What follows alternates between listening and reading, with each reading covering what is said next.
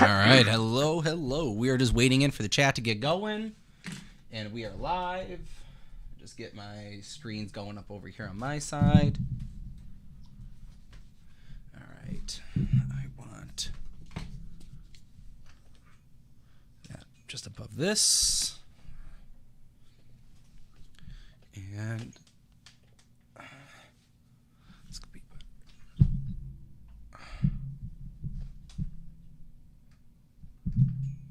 there we go. Let's be good like that. And all right, guys, we're just chilling live. We're just chilling live until hopefully we see Ricky jump in. If not Ricky, we are just waiting for the crowd to get going. Black Rock Joe, we are waiting for you. I don't know. Is he at the Bills game?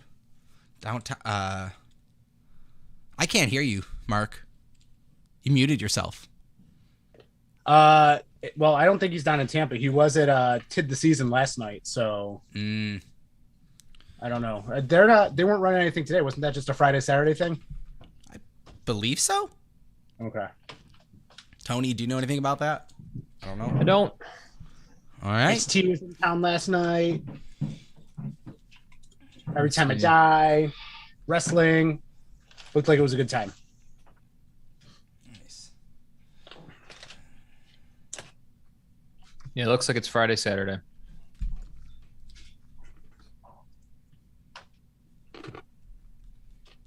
Maybe everybody's just really invested in this Bills game that's probably going to end in disappointment. You don't know that. I don't, but It will. It will, though. Guys. Danny, I swear to God, do you really want to roll with disadvantage for the night? That's okay. Oh, yeah. Forgot about Danny. I'll roll my TB12. What's up? I'm renaming my D12 to my TB12, and I will roll with disadvantage on that. What's up? Wow. Is he number 12? Yeah. Yeah. No. That's some bullshit, Danny. That's some bullshit. All right, open this in a new tab. I want this over here, and let's see.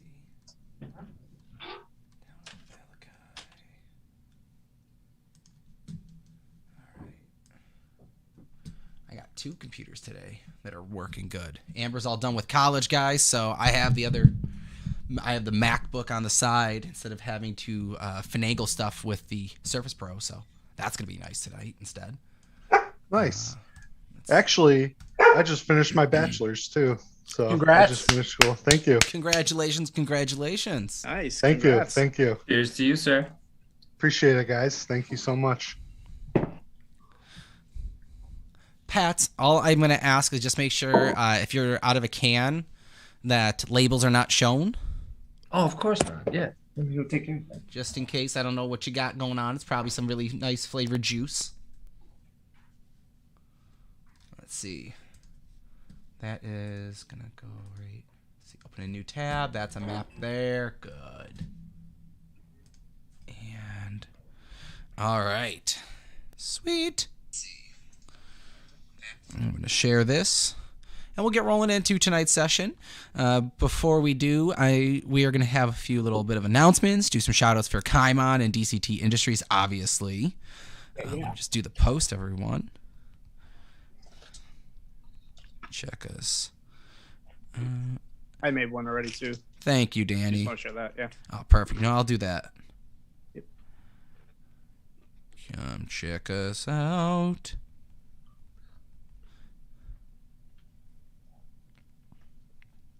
Thank you. And all right. So, Matilda.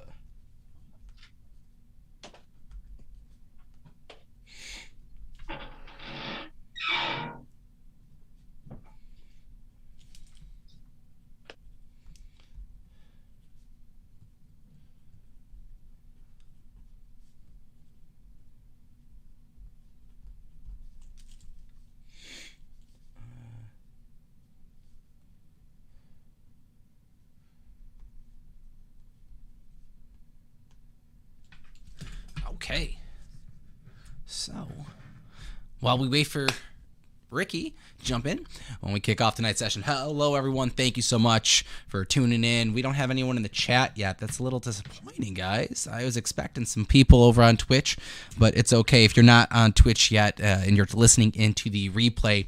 I do appreciate that. We all appreciate that. But what we'd really appreciate more is to come in, watch us live on Sunday nights at 7:30 p.m. Eastern Standard Time. You can check us out on Twitch at podcasters_, Facebook at pod-casters, Tabletop Gaming Podcast, as well as on YouTube the same.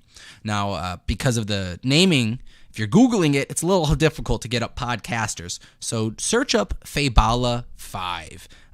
Hit that with Google. That should pull you over to our accounts, and follow, like, subscribe, and catch us live Sunday nights.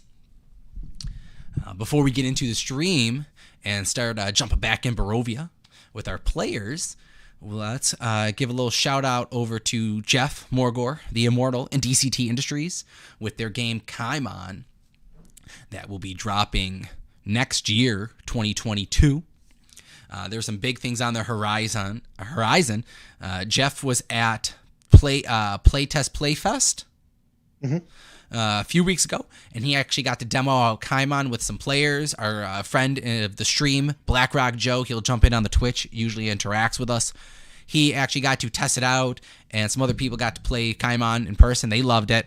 And then we actually got to play Kaimon 2 weeks ago with Morgor, as he joined back with the party in Barovia, and Jeff actually took over and DM'd a session where our players actually got to play Kaimon in the game. So if you haven't seen it yet, go back to the replays and catch those on our Facebook and YouTube and Twitch. Thanks for that shout out, man. I appreciate it. And I just want to say real quick that we got some big things coming for Kaimon. The figures are going to be made into PVC figures. For those of you that aren't familiar with that, it's like a soft vinyl material. If you think of the old like Pokemon and Digimon figures, like the Takara Tomy figures, it's like that. Oh, cool. And they're going to be in full color. That's awesome. Super exciting. And do we have any bit of a date or timeline for when people can expect to see them, or is it still in talk? It's still being talked about. I'm hoping to get some samples fairly soon. We do have a manufacturer now. That's exciting. So, yeah, that is exciting. So, like I said, I'm hoping to get the sample sometime soon, and then we'll probably post that on social media. Awesome. Once we get that.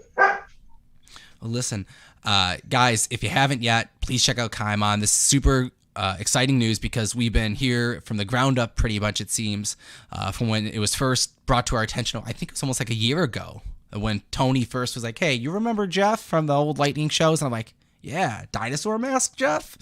He's like, well, listen, Kaimon is the next big thing. And the hype is all here, and I am excited for it. Let me just check over some housekeeping on my end.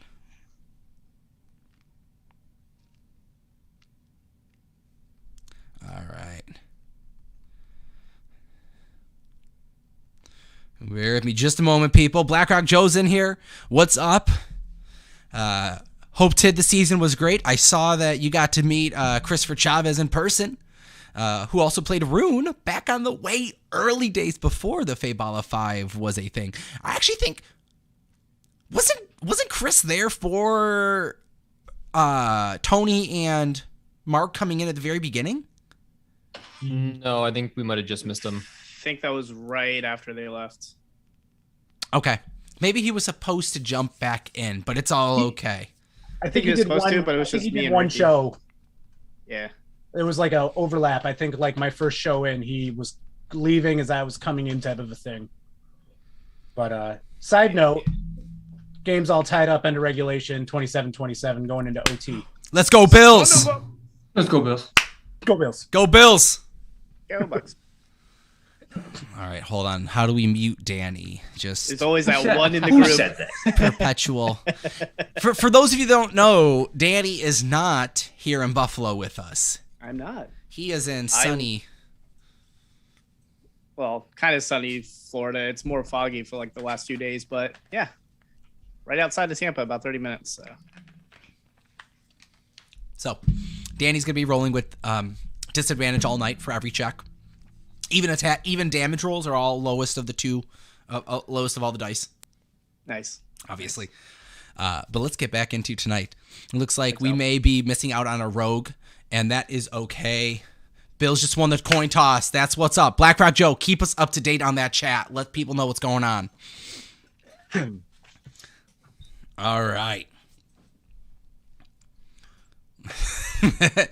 All right. So, guys, last we left off, the party had split up as Finks and Remus had disappeared and tailed off in the back end. Finks, you believe you smelled the this aroma of enticing tea, very medicinal, very herbal, and there's just something of the old goblin tribe that kind of just reminded you of it. And you went off searching, and Ricky, and Remus being a good friend, he didn't want you disappearing off by yourself, and you guys said, "See you later. We'll catch you in a minute," as the party disappeared. While you had walked off, Howard, Morgor, and Maximus traveled down the path along the Old Svalik Road to the east and camped up for the night. After ignoring noises and sounds of possible enemies or dangers, they began a long rest and then were disturbed by an extravagantly large, terrain-sized mimic. That was the almost a pit in the ground. That's tongue laid out for 20, 30 feet that kept pulling you back in, attempting to eat you all. After significant damage was dealt and a fight almost to the death, you bested the mimic as its tongue closed up the trapdoor-like hole in the ground, and Morgor had flown to atop of a cabin in the woods behind the mimic.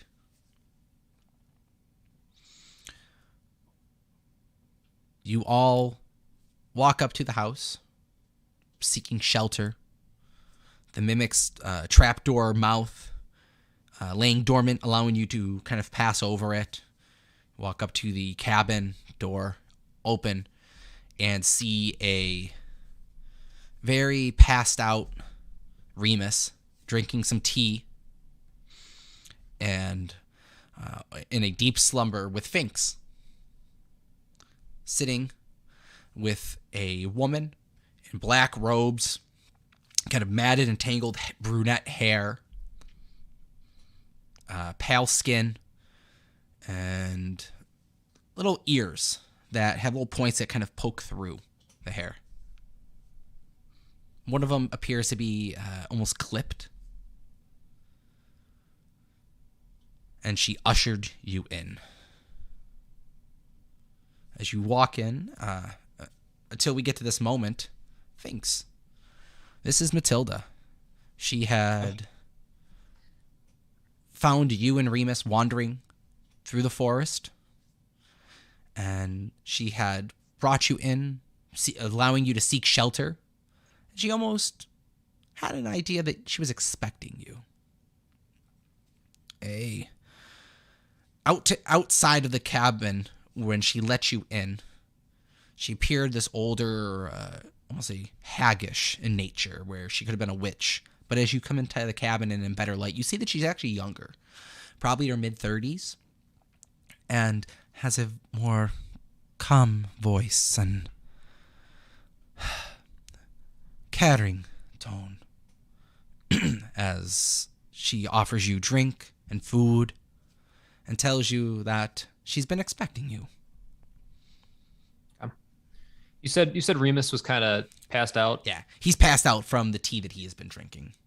All right, just to set the scene for when the other party members walk in, course. I want to be I want to have like Remus's like head in my lap, and I want to be like eating over him and just like not being careful at all. Crumbs are and in his spilling all over. hair. Yes. Yeah. There, They're just kind of talking with my mouth open, that sort of thing. there's a croissant that has fallen out of your hands. It's actually stuck on one of his horns, pushed through his hair. Perfect. And you keep bending over, just taking like a bite off of it, because your hands you have one teacup in one hand, and you have a donut or a scone in the other, and you're just eating. And she's, please eat, rejuvenate and strengthen yourself up. You have a tough journey ahead. I understand that you've been given some fortunes, and unfortunately, I fear that they were wrongly given. Yeah, I didn't like mine. Didn't seem like it ended with a lot of treasure at the end. Oh, I do see a treasure in your end, indeed, though. I see the full moon in the sky brings a great light upon you. And perhaps we can give another fortune tomorrow. At this time, you've been here for probably about 8 hours or so during the day. You'd wander throughout the night, and she had found you very early in the morning, and you've just been enticed in eating and drinking the entire time, and she doesn't grow bored of you at all. Okay. Make an insight check.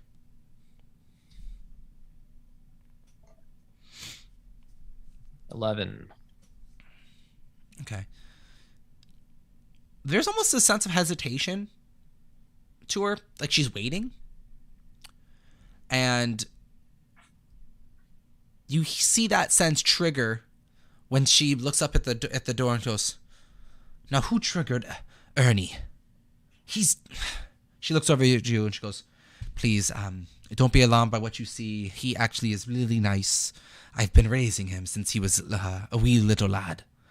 And he's kind of a self-defense mechanism for this land. Barovia is not safe to travel.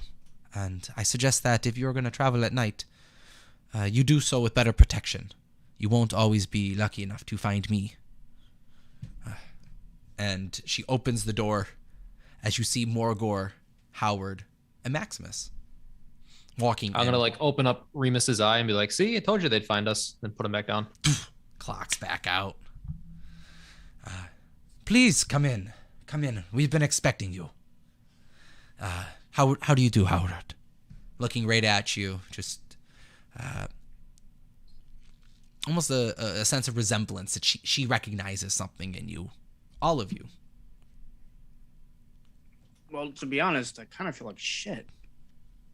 You could have, if you were going to invite us in, could have not sent that thing after us. I didn't send him after you.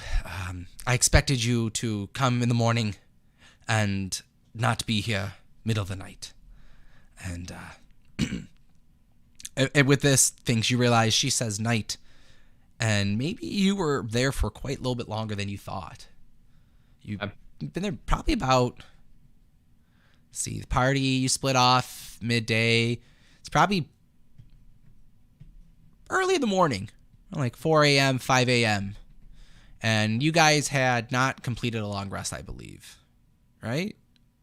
No, I was like towards the end of like the third watch, I think, or something like that. Correct. So you guys split up middle of the night and probably around like about 5 a.m.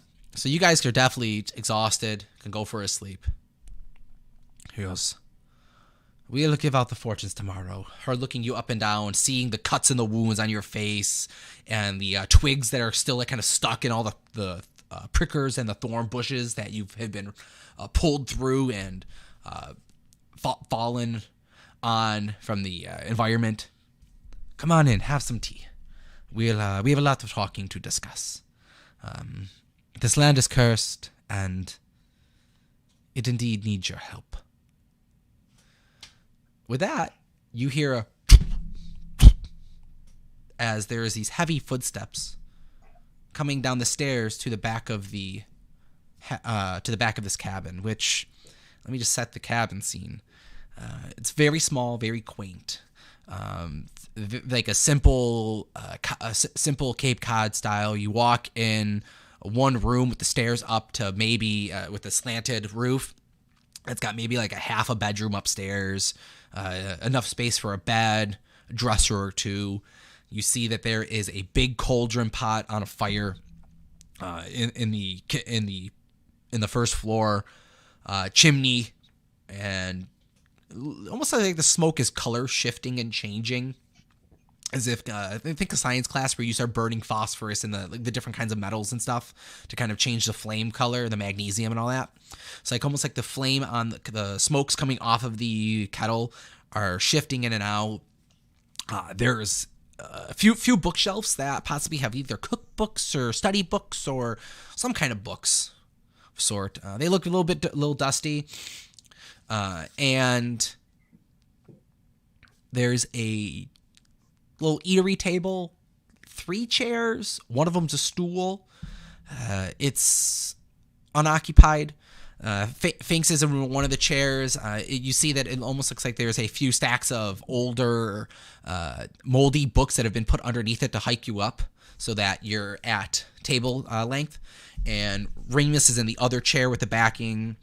There is one comfy leather-looking couch next to the in a corner and right next to where the bookshelf is, and it looks as if it is used but not severely weathered. Matilda is her name.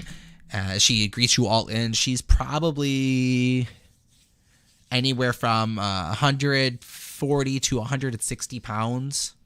She's skinnier, lighter in size, and all right, Danny, you're rolling with disadvantage for the rest of the day, it seems. Bill's lost. It's okay, guys. Next time. Anyway. It's got some nice smells in here. Smells very herbal, very tea. There is a medicinal rack, almost like an alchemy cabinet with vials and potion ingredients, essentially, just very plainly. What it obviously is possibly a witch's hut here. Maybe it's a hag. Is it a good witch? Is it a bad witch? We don't know. But you hear these almost like hooves on stairs. And a heavy, almost like Morgor. Like when Morgor walks, he's not quiet. And it almost sounds like Morgor is walking down the stairs with a weight. She goes, he's awake. Woohoo, please come down. I'll be right there, Matilda. Real quick. Players, describe what you're wearing, what you're looking like. So we give Mahoo a little bit of an idea.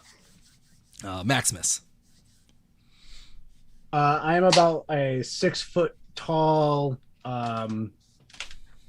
tabaxi, kind of like black and gray striped, lots of green and purple accents on the clothing. Very kind of think street magician, almost punk rock, like an urban Cheshire cat from Alice in Wonderland, basically. Yeah, all right, I got that. Little David Blaney.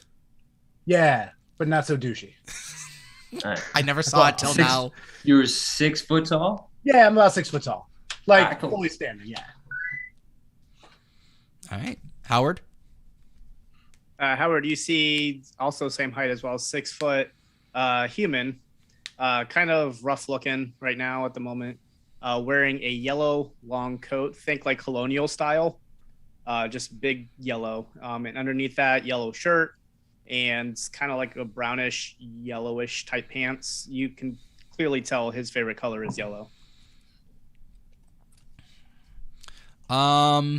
Make a perception check for me for Mahoo. Oh, good. Just because of your passive. It's going to be a 23. If I'm not mistaken, there's the mark on the back, right? Still. Yeah. You see that in the back of as Howard kind of walks in, part of the cloak flourishes, kind of like with like a gust of wind, subtly, and you see it almost look like there is a hole that has been burnt through the back of the cloak. Okay. Yeah. Finks, want to describe yourself? You see this little goblin. Finks is a goblin. He's kind of old for a goblin. He's probably 3 feet, maybe 40 pounds. He's a little guy. kind of his most defining feature is he has a giant mushroom kind of grafted to the top of his head that he calls the mushroom crown. Kind of like a Joe Dirt wig situation. So I like to describe it. And he's in some like heavier armor. He's got shields and holy symbols of the moon and tattoos of like moons and stars kind of all over him that kind of tend to glow when he's casting his spells whenever you see that. And he's got some new boots on that he's really proud of that smell terrible. The moment with your perception, you do notice that the moment that you do pick up and register this little goblin, this like very strong briny sea smell just hits your nostrils. It's pungent. Yeah. One other thing, he's kind of a hoarder and he's very protective over his weird objects and kind of a lot of skulls and like weird witch kind of effigy things, like just weird stuff he finds interesting. He keeps with him and he's very defensive over it. You see there's the purple tiefling that is passed out in his lap. He's got looks like I believe is it black leather armor? I can't remember what kind of armor he's got. He had the spider armor on. Spider armor. So he's got like black metal plated looking leather armor. Looks almost kind of like it's for more combat-esque, and it's got almost like a spider webbing filigree up and down it. Think drow inspired. Okay. Very Lolfy. And then you do see there are two little horns curling up through his out of his hair, and then finally Morgor. You see a 7-foot tall red dragonborn who's just like bulging with muscles, like not an ounce of fat on this guy, and he's decked out in the skulls of good metallic dragons, and on his chest you see a tattoo of Tiamat. Also, he's got a very blank expression right now. You notice when he blinks, one eye closes before the other one. One at a time. He blinks one at a time. All right, yeah. Who doesn't? Are those skulls, are those authentic skulls on you? How do those skulls look on you? Yeah, they're real skulls of okay. Metallic dragons. Oh, shit. Okay. Sounds good. Got it. So Mahu comes in. Mahu is your traditional monk. He is donned in a cape that looks like feathery on the inside. It's black and majestic. We'll get to that story at once later. But he is 7'8". He is 422 pounds. He is incredibly dexterous, but that is not how he's trying to be perceived right now. He's trying to be known and seen. He is an Orokian, which is, if you don't have it in your land, a half Minotaur, but more of a bison ancestry than a bull or cow. If you do have him in your land, you'll notice that his features are more feral or more jagged than a traditional Orokian. And if you don't notice that, then you don't have Orokians, and don't worry about that right now. He's got golden eyes that are speckled red right now. It looks somewhat unnatural to him, but and you notice that.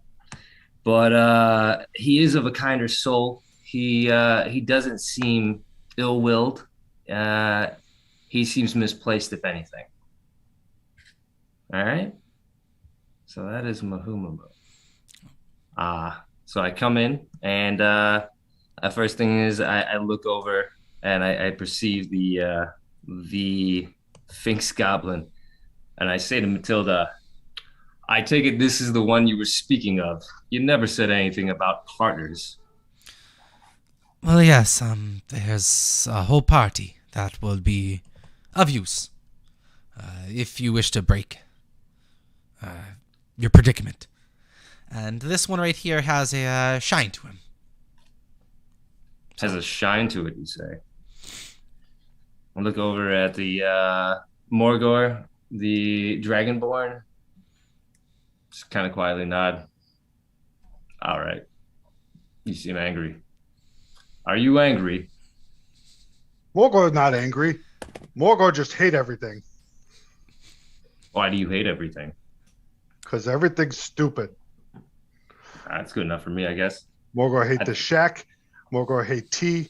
Morgor hate barrels. Morgor goes on for about 5 minutes listing things that he hates.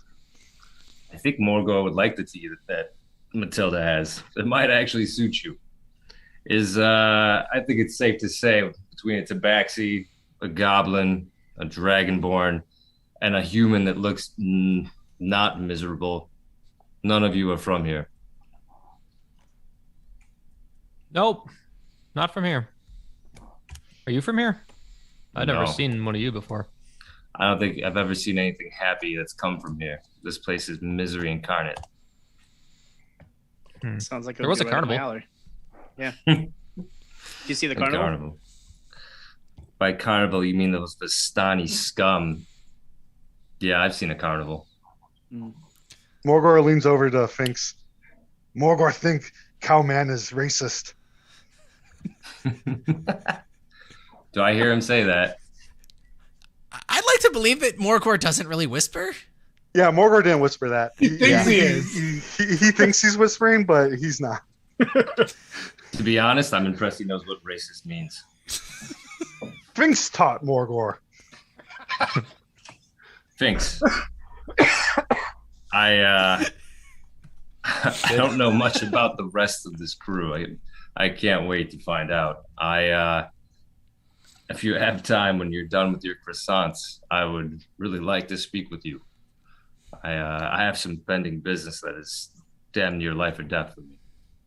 All right, Finks is just gonna like kind of stand straight up and like let Remus hit his head on like the floor or whatever, the chair. Oh, watch out for his head.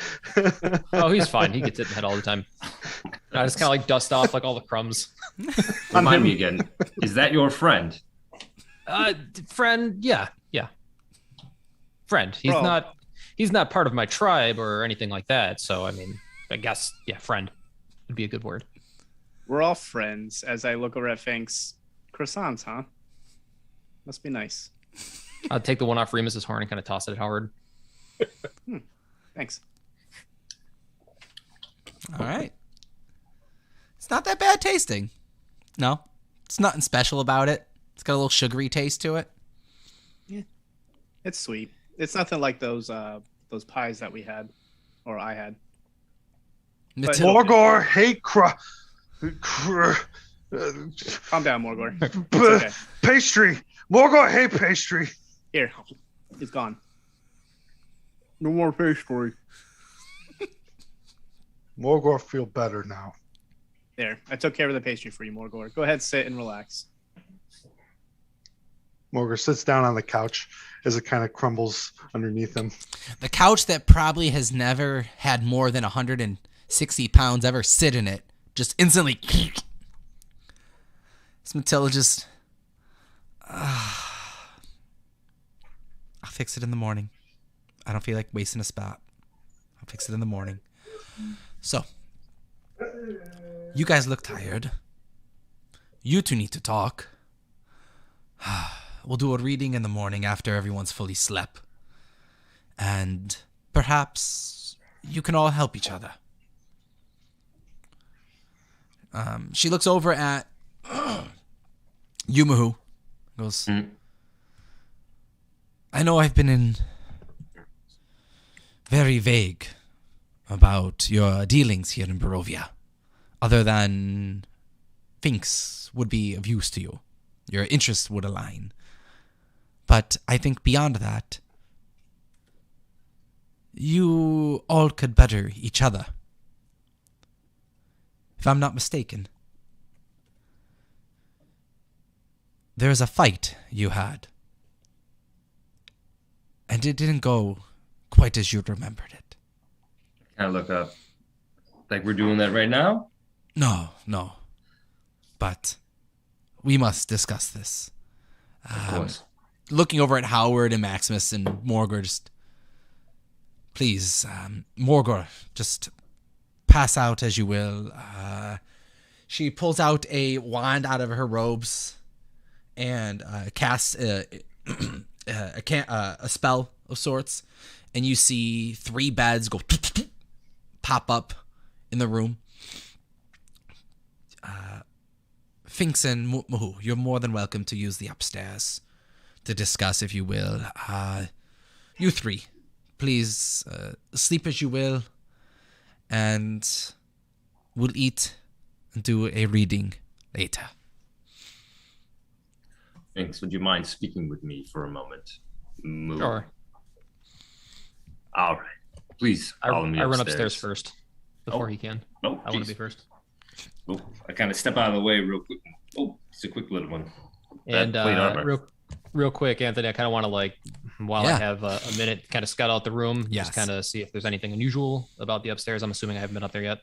And you have not been up there yet. Make a...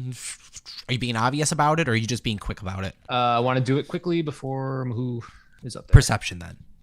Okay. Net 20, 24 total. Nat 20. All right. So up in the upstairs, it's a stair cuts up to the left at the back of the shack, and as you walk up, you turn around as it leads up, and you see that there is a single bed with a wardrobe with a small writing desk. Writing desk appears to have it almost looks like there's a glow to it, as if it's possibly magically locked. Okay.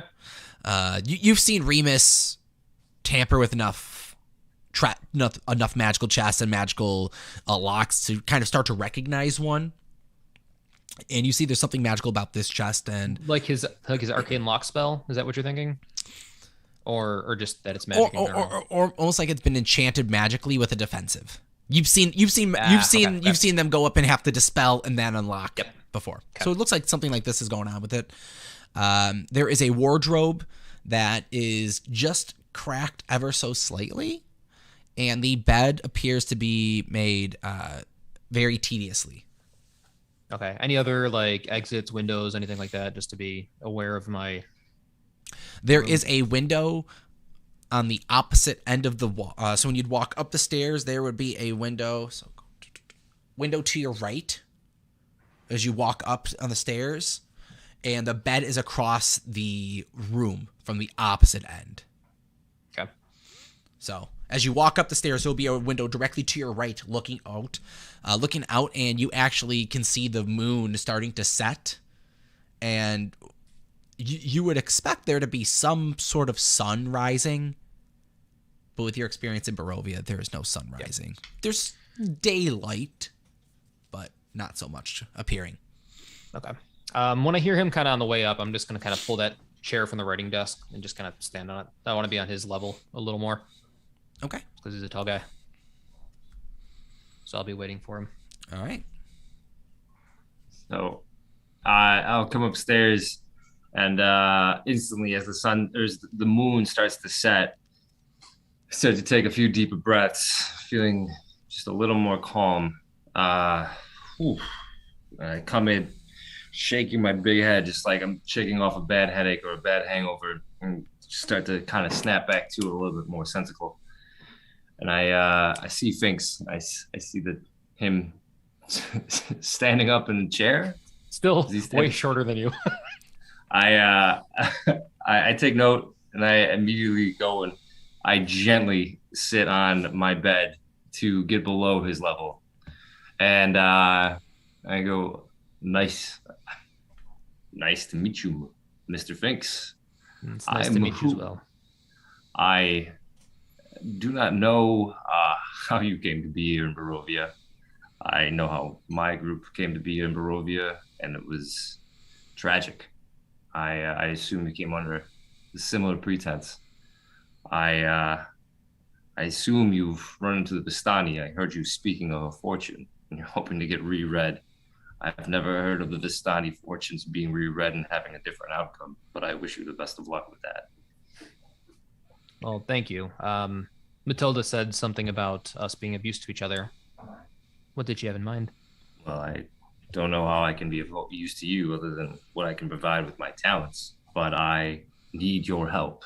I know through Matilda that your fortune through the Vistani was that you are going to encounter a mystical item, an item I need to break a circumstance I currently find myself in, and I don't believe I can return home until that circumstance has been resolved. I currently suffer from the disease, the curse of lycanthropy. I'm sure you've run into it multiple times here if you've spent more than a week here in Barovia. Yes, we And unfortunately have. yes, it's been both a blessing and a curse, but I can't return to my tribe until I resolve this curse. And your item is the only item that can resolve it. I thought that once we had killed Strahd, that this curse would solve itself, but of course I'm wrong. I can't help but believe that he might still be alive, considering the circumstances. But even if he lives, even if he dies, I know what you are searching can solve my fate. So I could offer not much else besides my service. And I pull out a talisman from my pocket. It is, I don't know if you would recognize it. It looks Oh yeah, I forgot that this like happened. this. And I go, if Strahd is still alive, I think I could be of use to you. But like I said, I do not believe he is anymore. Do I know what that is? Make a religion or history check.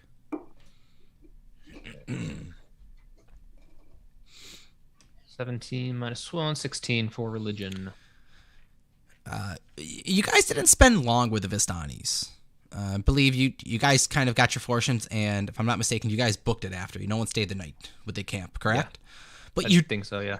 But if I'm not mistaken, you did imbibe in some drinks and some tales with the Vistani while you were there. And they described about magical items among the lands and items that were lost. And this looks to appear to be one of the fabled items of the Raven kind. Okay. Does he seem like he's eyeing it up? Like he does know or he doesn't know? He's heard of it. If it looks valuable, I'm eyeing it up. Just saying. Yeah, oh yeah, definitely. It's got a ruby in the center. Yeah, go ahead. Just as Mahu is state, ruby in the center, silver, silver metallic looking pendant, from holding from a chain has got fine little details in it. And you being a cleric, you can see that there is some holy, divine power that comes from this item, and there's almost a gnawing sense of in one lifetime. Perhaps this is what you were meant to find. Okay. Finks is gonna kind of just like eye it up and down a little bit and kind of look Mahu in the eye and say, "Well, it's good that you know Finks doesn't work for free. Is this your offering?" It's not my offering, but I actually have no attachment to this item. I actually despise this item. It's a means to an end to me. It's if you might know the lore around here, it is the holy symbol of the Raven kind. It was an item of a paladin that once roamed these lands. I can't bring its full potential to light, but I know a cleric or a paladin might be able to. It might be of interest to you, more so than I. All right. I just kind of hold my hand out and expectingly wait. I high five him. I go, no. And I put it back in my pocket. I go like, in due time. I barely even know you. You expect to have this legendary item given to you? Yes, I do. And I'm going to cast Charm Person on Mahu. All right. Sorry. All right. Charm person. Wisdom 16. Oh, you're a monk. You're gonna be fine. All right. This is just a straight wisdom check? Yeah. Verse 16. Or is it a save? It's a 17 plus 3, so it's a 20. Do I recognize that he just tried to charm him? I believe if it's a fail, you recognize. Pretty sure you do. Yeah. Pretty sure you recognize it if it is a fail. I take him. I grab him by the back of the armor, whatever cloth that I can find, and I pick him up and I set him down onto the ground and I stand up above him. And now we're on different levels. And I go, I got to tell you, not a huge fan. Been under a lot of pressure lately. I thought from Matilda's offering of you, you would be a companion. And now you're going to charm me? If you ever want to get a hold of this item, you're going to learn to behave yourself. If you're not going to behave yourself, I'll find you stun striked in the corner for the rest of your life. Do you understand me? Can I use my Cloak of Shadows ability, Anthony? It's Literally, I turn invisible for a round. I mean, yeah. I mean, technically, sure. Can I flick him real quick? Both of you make dexterity checks to see who. I'm to making see. Yeah, okay. Make both of you make I don't dex know what- checks to see the reaction. I don't know if that'd be an attack of opportunity. All All right, well, that's a nat 20. right, you got me. 17. So as Finks, you begin to feel your body go invisible, and Mahoo, you quickly see his Finks's feet and his legs, him standing in front of you. You see that, like, almost like from the bottom up, just disappear away. And before it touches his neck, you just flick him. I flick him, and I'm gonna burn. If I'd actually like to make an attack roll with a flick there. Not non-damage flick. Go for it. Yeah. 17. I don't know if I have my shield or armor on. I have no idea. Probably have armor on. I mean, I don't know if you had a I shield. didn't mean to crit on this, but I nat 20'd again on it. It is a hit, and we'll give you a point of damage. I mean, you're a monk. Yeah. You don't have to deal damage if you don't want to. And I'm going to burn a key point to use Stunning Strike on him. Oh, man. I believe there's a save that needs some to go anime involved. bullshit. All right. While he's stunned for that 6 seconds, I pick him up and I put him on the bed, and I go, I will put you in the corner. I will keep you in the corner. Do not cast Charm Person on me ever again. I'm going to wait there until it wears off, just staring at him. I'm like this close to him when he's on the bed, waiting for him. Okay. So it's a deal then. If nothing else, you have humor. Thank you. I don't think I've laughed since I've come here. All right, we'll talk. I'm not giving you the symbol right now, but maybe tomorrow. Listen to me. If we find this treasure, I will help you. But that symbol will be mine. You can have the symbol. I'm not worried about the symbol. I'm worried about how you tried to take it. Don't charm me again. Or excuse me, try to charm me again. It was a test. I can't have weak-minded individuals around me. Unlike kind of point downstairs. You mean the one that called me a racist? Among the other ones. Maybe not. Oh man. I'm almost moved so much to give you to. But again, I barely even know you. Tomorrow we'll talk. I'm sure it will be yours. All right. So, you guys talk throughout the morning, discussing little bits of the holy symbol. Finks, you've eyed it up and down a little bit just to kind of see if you can ascertain any of the holy properties from it. Make a religion check. Sure. Throughout the discussion of this, and you both 0. Natural one. I mean, you know about the moon. I mean, it's the moon. That's your. You don't know about religion. You don't know about religion. You just get divine power. You really don't know where it really comes from.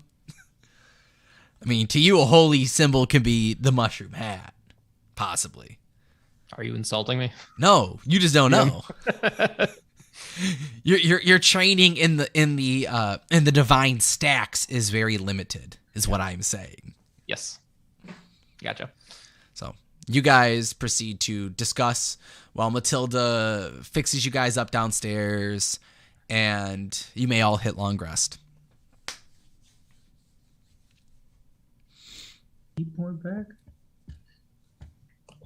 Hey DM, did I get a background rundown on Finks from Matilda? Is he to be trusted, or was it simply hey, he's kind of got a thing for you?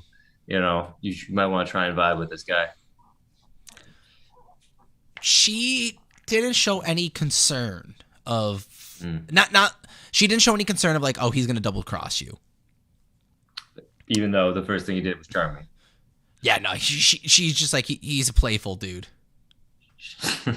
Yeah, Just gotta roll with him. Being honest, with of all the party members, the one that she sounded a little bit, at least your interaction, your time with her, the one that kind of put her off the most was Howard. That was just she gave him the side eye a few times and just kind of like, I'm watching you. Just don't try anything. Almost that kind of don't try anything while you're here type of a look.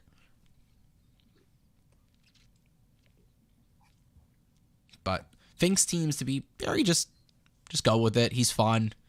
He's the humor for the group. Mm-hmm. But you all hear the lacking sounds of the roosters and the birds chirping in this morning in Barovia. And you all come to with some of the light cracking through the windows. Matilda, do you have anything to eat around here? I don't remember a morning I've woken without a good berry in the last month or two. I mean, if you really want a good berry, there's a jar over there with them. You see the little purple berries in them. She goes, but I mean, I'm cooking right here. And you look down, you see her at the cauldron, standing in between the beds that are lined cot style, right in that living room. That she just kind of stirring the pot. She's looking back over at Remus passed out on one of the cots for Howard. Morgor, I mean, you probably, I don't know, did you make it to a cot? Did you just pass out on the chair, I'm assuming? I passed out on the couch and snored all night, so Maximus and Howard didn't get that good of a sleep. Also, Morgor sleeps with his eyes open. Of course he does. Howard wouldn't have had to sleep, but I'm assuming Morgor would have broken the couch, so he would have tried to find like a little piece of the wood, and he would have taken his dagger and carved a little dragon head out of it, to the best of Howard's ability. Okay.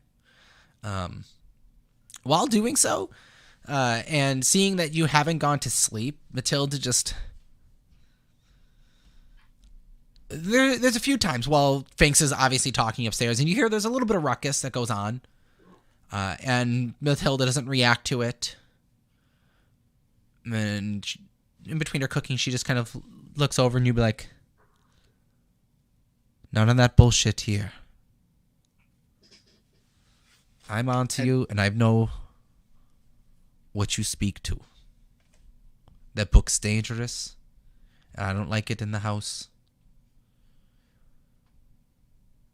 But well, I'm sorry to disappoint you, but that book goes with me everywhere I go. So if I'm in your house, then I'm sorry to say that this book will remain in the house until I leave. Having multiple voices in your head is not sane. Make a perception check. Just one. Perception or insight, your choice. Okay. Perception's higher. That will be a 14. There's almost a look of she knows something that you don't know. Like a, oh, do you now? Kind of like, oh, you so sure type of a look with your response. Well then, just be careful you don't listen to him too loud. And she goes back to cooking. Throws in some spices.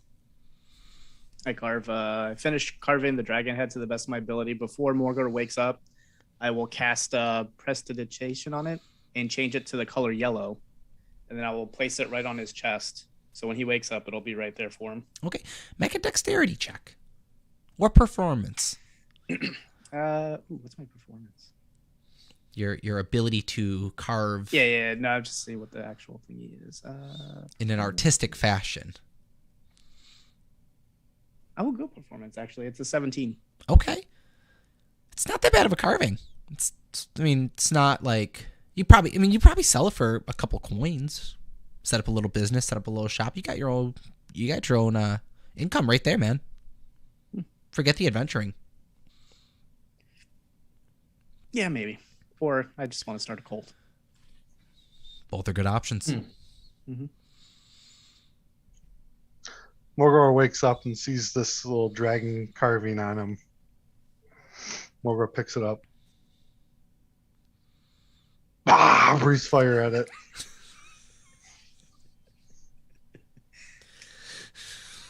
Meanwhile, Howard's in the back in his book at this point, just kind of like sees that happen. It's just like kind of figured as much, and then just goes back to whatever he was doing, reading his book. All right. As you're going through the book, you see on one of the pages you're flipping through with this like carved, scratched writing just on a page that states, "Why do you trust her?"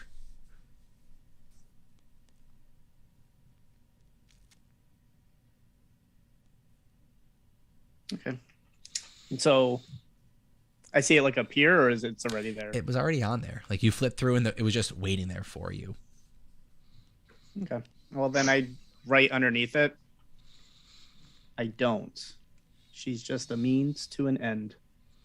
Exclamation point. Exclamation point. Winky face. Winky face. You see a winky face emoji appear right back. Excellent. That's it. Cool. Morgor is going to go upstairs Okay. and see what's going on with Finks and Mahoo. All right. You walk up. Finks and Mahoo are engaged in conversation, talking about this holy symbol, time in Barovia. They're talking about their favorite types of mushrooms and the ones that are the best to eat for medicinal purposes. They're talking about their favorite villains to have fight and what kind of creatures they've killed, trying to one up each other. I'm lying a lot. Yeah. Just saying. What was the biggest creature that he told me he slayed in Barovia? What was that? What was the Chimera thing? Yeah, It's, Morgor hears this Yeah. Because and points to the chimera head that's on his shoulder. Chimera. Morgor slay the chimera. Finks, you know slay chimera. no, I helped. I did the magic, and then we left, and then it was gone. So Thanks with everything you've told me. I'm sure you were of great assistance to him. Moo. Also, Morgor is very helpful at taking skulls, but Finks does the heavy lifting. Yeah, I've noticed the sleight of hand thing you got going on. It seems like you're good at taking just about anything. Believe it or not, I'm not even the best. Really? Sleepy Who's one down better there. than you? Sleepy one down there is a lot better than me. I'd watch Which him. one? I gotta watch out for this amulet. It might fall into the right hands, the way you guys work. The purple man. Oh, man, the tiefling. I'll keep an eye on him. Cowman. Yes, Morgor Dragon have Man. question. What do you got for me there, Morgor? Why you talk to Finks when Finks not leader? Morgor leader. Thanks you didn't tell me that Morgor was your leader. Well, it is Morgor's party, after all. I'm sorry about this, Morgor. I was actually told by Matilda that I had to speak with Finks. Trust me, I wouldn't have chosen him first. Morgor seems like the charismatic leader that I should have been speaking to, and one with less sticky fingers. Morgor ask you question now, cowman. Yeah, what you got? Why you here? I don't want to be here, if that's what you're asking. If you're asking why I came here, I came here because of the allure of good wine and silly friends. Morgor kind of looks you up and down, notices that you're taller than him. He holds his hands out like this. I kind of try to pick up on it, and like does he look? Are you looking kind of like troubled by it or confused by it? How are you looking about it? Morgor want to know if you fight things. Oh, I fight things very well. Morgor reaches out his hand. You can join Morgor's party. Thank you, Morgor. Morgor seems like a sensible man. I immediately reach over and shake his hand vigorously because he seems like a man that appreciates a vigorous streak. Morgor looks down at the handshake that he just received. He cracks a smile. It's the first time you've seen Morgor smile. Morgor. I go, Morgor, I have many stories to tell you of this one. Do you know of Strahd? Morgor, make a history I was going to say, does check. Morgor know that? Probably not, but let's make him make a check just for fun. All right, let's see here.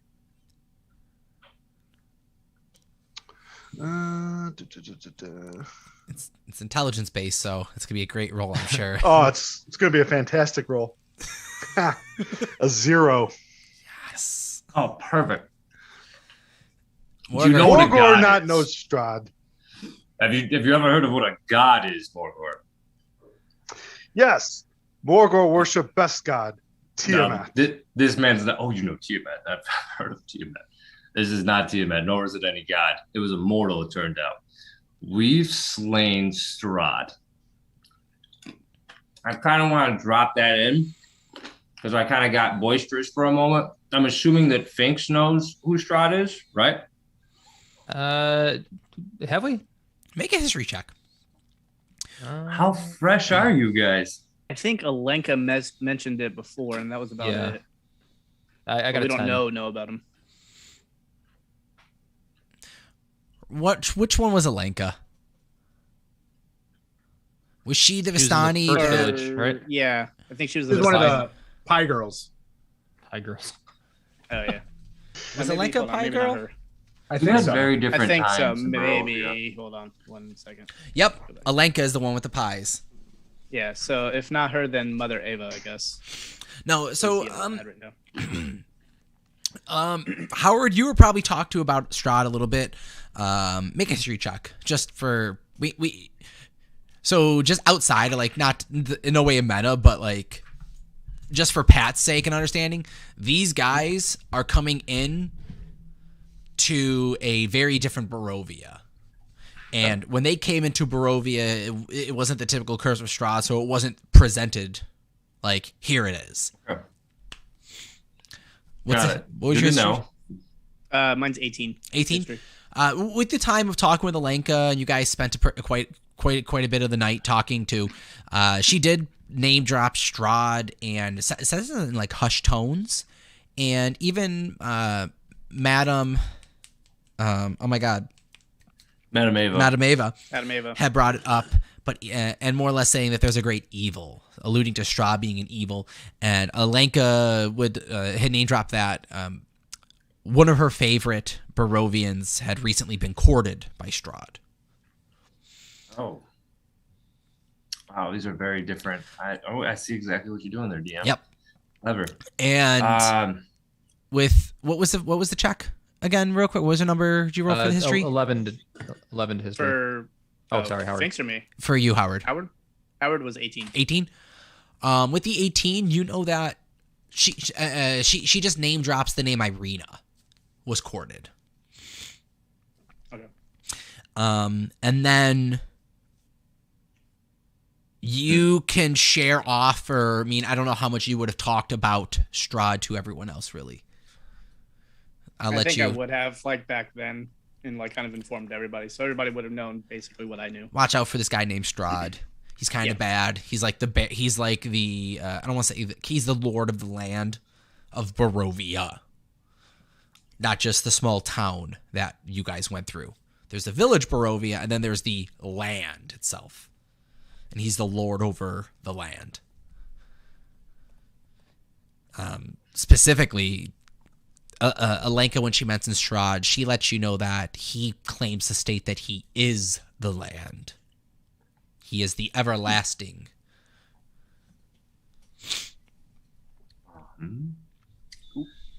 So I say, I believe I've killed Strahd. Does Morgor have any reaction? He doesn't have any reaction to it at all, does he? Okay. So He just kind of blinks at you slowly. Kind of licks one eyeball like a lizard does. Moo. Kind of thought that one would have a little more impact, to be honest. Do you know what a frost giant is? Morgor, no frost giant. Yes. We train against frost giants in my tribe. I've bested many frost giants before. Cowman, you Morgor's best friend. You know what? You remind me of a friend. He wasn't as charismatic or good looking as you, but he was scaly like you were. A friend named Zav. We were great friends. We could be best friends there, Morgor. I like you a lot. Morgor looks at Finks. This way Morgor do negotiations. I'm actually very impressed. I'm really vibing. Mahu is really vibing with Morgor because it reminds him of Za, like a simpler Za. Much simpler Za. Much simpler Za. Much simpler Za. He had that rowdiness about him. I'm seeing that in Morgor, and I like it. Oh, Za would have been fun with this party. Mm-hmm. I'm gonna cast Charm Person on Morgor. God damn it. Wisdom saving throw, Morgor. All right. Here we 16 go. Morgor. Saving throw? Saving Yeah. throw. DM, can I see the somatics or the verbal to this?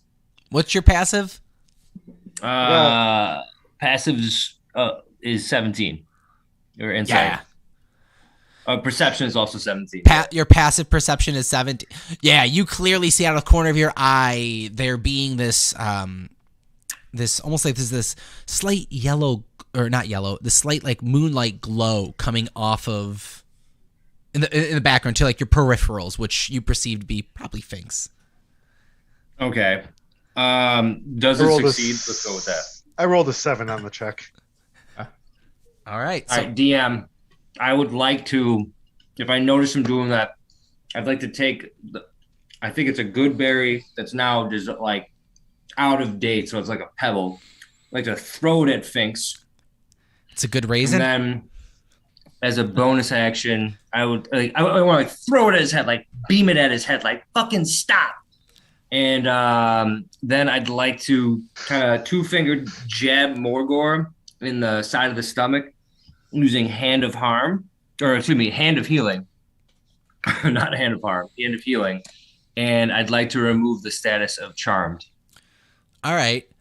All right. So quick reactions. So Morgor, as this soothing haziness kind of clouds over your judgment, almost as a sedativeness, like you want to be sedated, and it's kind of hitting you. Mahu quickly. 24 hours to go. How about that bard left? He went off to Valakai. You guys can meet him there. Mahu flicks the good raisin over at Finks, making a ranged attack roll. Because it's like a little nubby, withered of good berry. All right. It's a natural 1. Finks, you see this raisin come flying at you, and you open your mouth and just mid-air, just bite it, catch it. You gain a hit point back if you were down any. I think I'm good. Could I make I just want to talk to Morgor between the good berry throw. With the miss, yes, I'll give you a quick little talk before the pop at Morgor happens. All I'm going to say is, Morgor, tell Mr. Mahu that Finks is the greatest shaman in all of Barovia, and I'm going to try to walk downstairs. And as you begin to formulate these words, Mahu, attack roll to pop Morgor. You have to hit him, don't you? For attack! I'm sorry, I didn't hear you say attack roll. Yeah, you have to hit him to be able to do the healing. Oh, that's weird. That is going to this can go bad depending on how Morgor takes it. So it's actually no. I don't have to. I can just use a bonus. Use a key point as an action. You can spend 1 key point to touch a creature and restore. Oh, You, good. you usually do it off of combat, so that's why. Yes. All right. You replace one of your hits with the oh my heal. goodness. Yes, exactly. Got Unarmed it. strikes with the heal. All right. Cool. So Morgor, as Sphinx is mumbling something to you, it's a little muffled. Mahoo, where do you just place it on? You place your hand on his chest, on his face, in his hand. What are you doing? No. I had an arm around and we were discussing creatures that we fought, and I kind of like 2-finger jab on the side to turn to hit a key point. As you hit this pressure point in between this heavy armor, you're wearing armor? You're barbarian. No, I'm naked. Yeah, you're like naked. Yeah.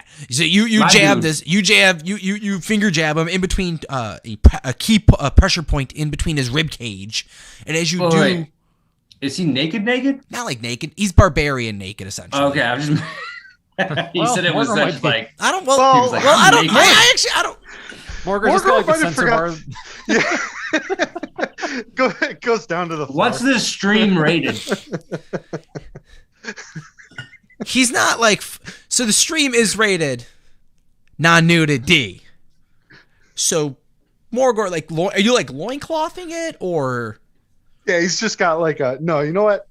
He's got a skull there. Skulls, yeah.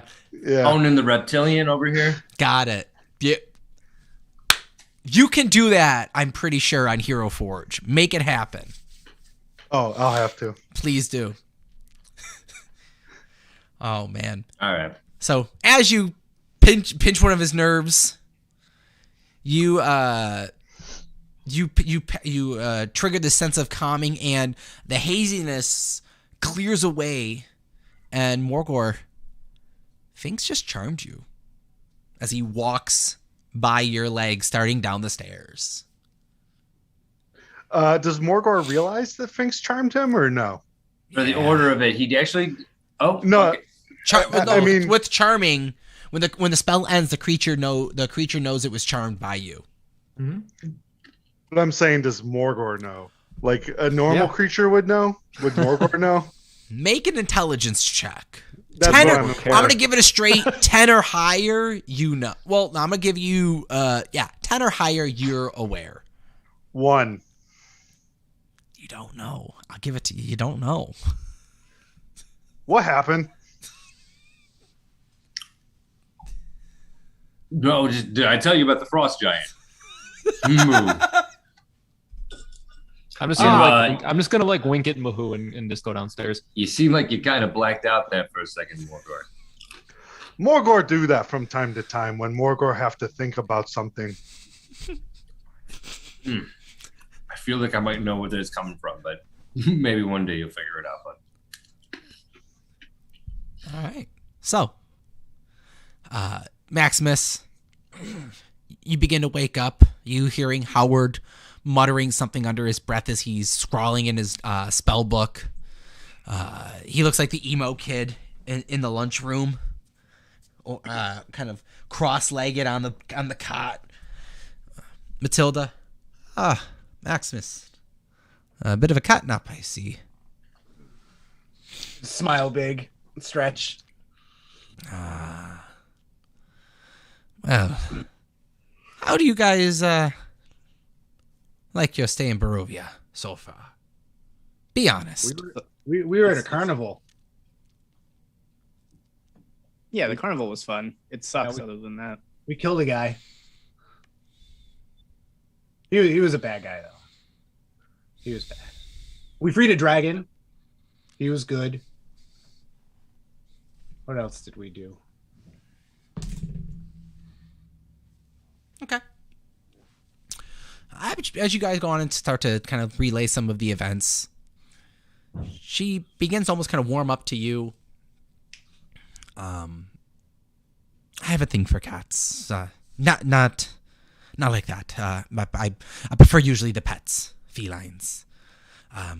So I see some bit of good in you, and perhaps you can bring good to this land if you will fight the evil. Is she standing or sitting? At this point, she's sitting. She's sitting? I'll sit down, like on the floor in front of her, so like like not in her lap, but on the floor, and I'll pull my hood back, and I'll kind of just put my head back towards her and see if she's gonna. Oh, instantly she get instant head scratch. She's like, yes. Begins scratching the head, and she goes, I've been here for about. Been here since I was a little girl, surviving on my own. Ernie, looking out at in the direction of where the mimic is, that she now relays to you that it is her pet mimic. It's just been me and him for as long as I can remember. He's almost like a familiar to me. He's a pet, and I wouldn't go anywhere without him. And it's an okay life to make in Barovia if you don't bother anyone or have a way to make sure no one can bother you. But you're an adventurer of sort, and you have skills to right the wrongs. I've heard some trouble coming from the carnival for quite some time. A friend of mine was heading that way to do a little bit of I wouldn't call it snooping, because he definitely was going to enjoy it. I believe he was taking one of his newer wives with him. Mr. What's his name? She goes, Mr. Villamilano. We practice similar studies. I'll look over at Howard. What kind of studies? Don't know if it really pertains to you and yours. Very stern. Oh no, it does. We became close friends while at the carnival. Make a if you believe you're being honest that you're close friends, make a persuasion check. If you're trying to be deceitful, roll a deception check. Yep. 19. Okay. Deception. All right. Really? A means to the end. I guess it could be. She just kind of lost in thought. Mutters to herself. As a matter of fact, we were supposed to meet up, and Carnival's gone now, so I haven't had a way to contact him again. But if you're good friends with him, maybe you might have a way of contacting him for me. Well, last I knew, he was retiring back to his Valakai home. I don't want to call it a micro mansion of sorts, but it's a little bit finer off. And if you are genuine about your area of studies, perhaps you could do experimenting with him there. It's in Valakai. About Pat, you have the Valakai map, I believe, right? Yes, I do. What would you like to know? Can you just give me a so you know the crossroads by the bridge? Mm-hmm. The one we discussed where Nicole's hut is at? Yeah, so you guys are like you guys are like a hex or two up where like where the dots are. So you're like where the bold line becomes a dot. So what are we treating it as? Quarter miles for a hexagon? I'm just confirming. I'm gonna have you do the check on it for me. Mm-hmm. Where is? So we did. Yes, quarter mile is a hex because 4 hexes is a mile. So do you mind doing a time travel for me for the traveling? If you don't mind me ballparking it really quickly, I can tell you we did Valakai to the winery, and it looks like a similar distance. We did a day and a half. Okay, so you guys are on the opposite. So I meant the dots that are near Lake Zarovich.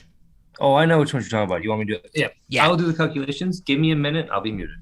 Thank you. While the calculations are being done, side note, if you eat Sour Patch Kids and Reese's Pieces together, it tastes like peanut butter and jelly. All right, hold on, let me go get some. I'm telling you, if you've got them, eat them together. They taste like peanut butter and jelly. Eat them if you got them, guys. You heard it here. Sour Patch Kids and Reese's Pieces. Mm-hmm. All right. Valakai, it's about X amount of miles, this much time traveled. Well, let me know when you have it. We'll fix it in post. So I have 32. If we're gonna do it as, what's the difference for hexagon? An eighth? Four hexes is a mile. Okay, so you're looking at 8 miles. Okay, so hold on. Lies. So, real quick. I need to just correct, because I think you are misinformed. We didn't setify.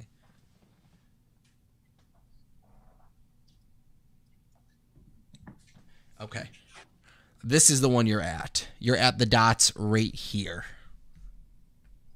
I'm sending you. Okay. Because I believe it should not be 8 miles. Because you guys should be able to do this in a few hours.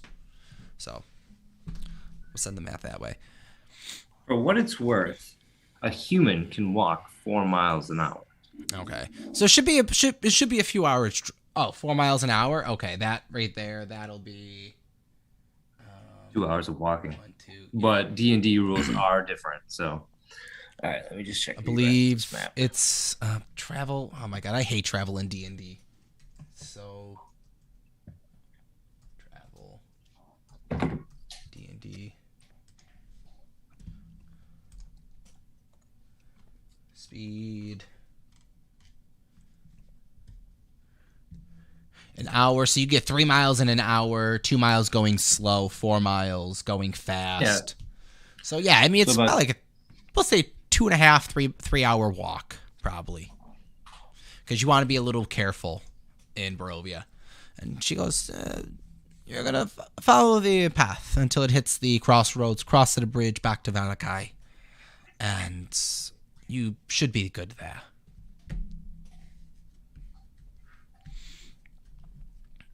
Let him know I said hi, by the way. And let me make sure another check with you. Tell him I have his package ready for him. Hey, DM. Yeah. That image you sent me was the bridge west of Valakai. Yes. Are you saying that's where Matilda's hut's at? Yes. You guys are right where those dots up to the north. By Lake Baratok? That's Zarovich. Yeah, Lake. So she's on the river that leads into Lake Zarovich over the bridge crossing.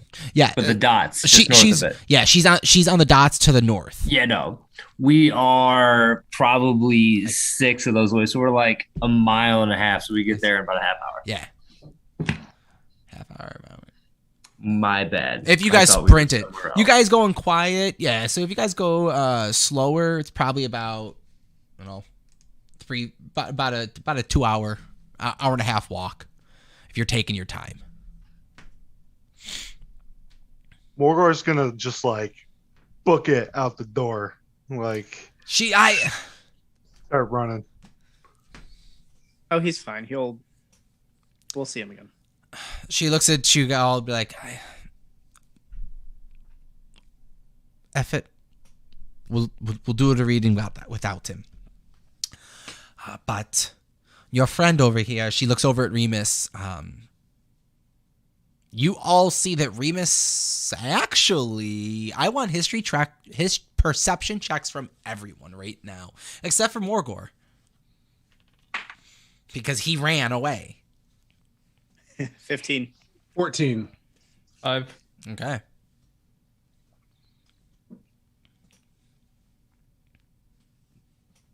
You're muted, Muhu. I rolled a 4. Oh, okay. So you and Finks are discussing fortune reading, and Howard and Maximus looking over at Remus. You see that his normal eye, there's the one with the eye patch, and then which that would have been a key feature you'd have seen. The purple tiefling has an eye patch covering one of his eyes. Ooh. The other eye has almost a red glow to it. And part of one of Remus's hands look as if it's made of armor or has a metallicness. Think Artificer. no. Think oh my god, X-Men Days of Futures Past. What's the virus? Oh, the one that Turns what's you his nuts? Cable. Almost like Cable, where the Yeah. the hand is organically looking metallic. Not to be a more modern nerd, but we talking like Full Metal Alchemist over Ulrich. Have never seen Full Metal Alchemist. Please don't hate, guys. I will go with Gable on this one then. He has a metallic arm, I understand. A little bit. Are you trying to say like more like Colossus, just like that normal looking but all metal? Almost, but it's just like on his Is that better? hands, almost like something It's organic. almost like It's an organic. organic looking It's metal. organic. Make- It's like plated. Make a history check, Is- Howard. Is this Okay. similar to the? Well, I guess I shouldn't ask. I didn't notice. Never mind. History. Unless someone points it out, you're more than welcome to it. Eight. Whenever- I didn't notice, so I'm not going to say anything. Yeah, an But 8. I think I know what this is. Yeah. This is different. This is weird for you, Howard. This is Remus, your god damn it, your eye. It's doing Yes. weird. I look away.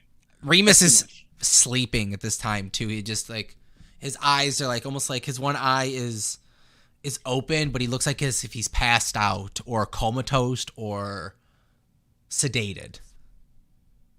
Muhu, you recognize this. I do. Mm-hmm. I recognize the glowing in Remus's eyes. You recognize the sedated feeling. You've been under this. Oh no. I immediately walk over. I'd like to, on a medicinal level, kind of flip the other eye patch up. I want to actually see what's behind it. You flip up, you flip up the other eye patch, which I don't know if Morgor's ever seen because he usually He's not here though.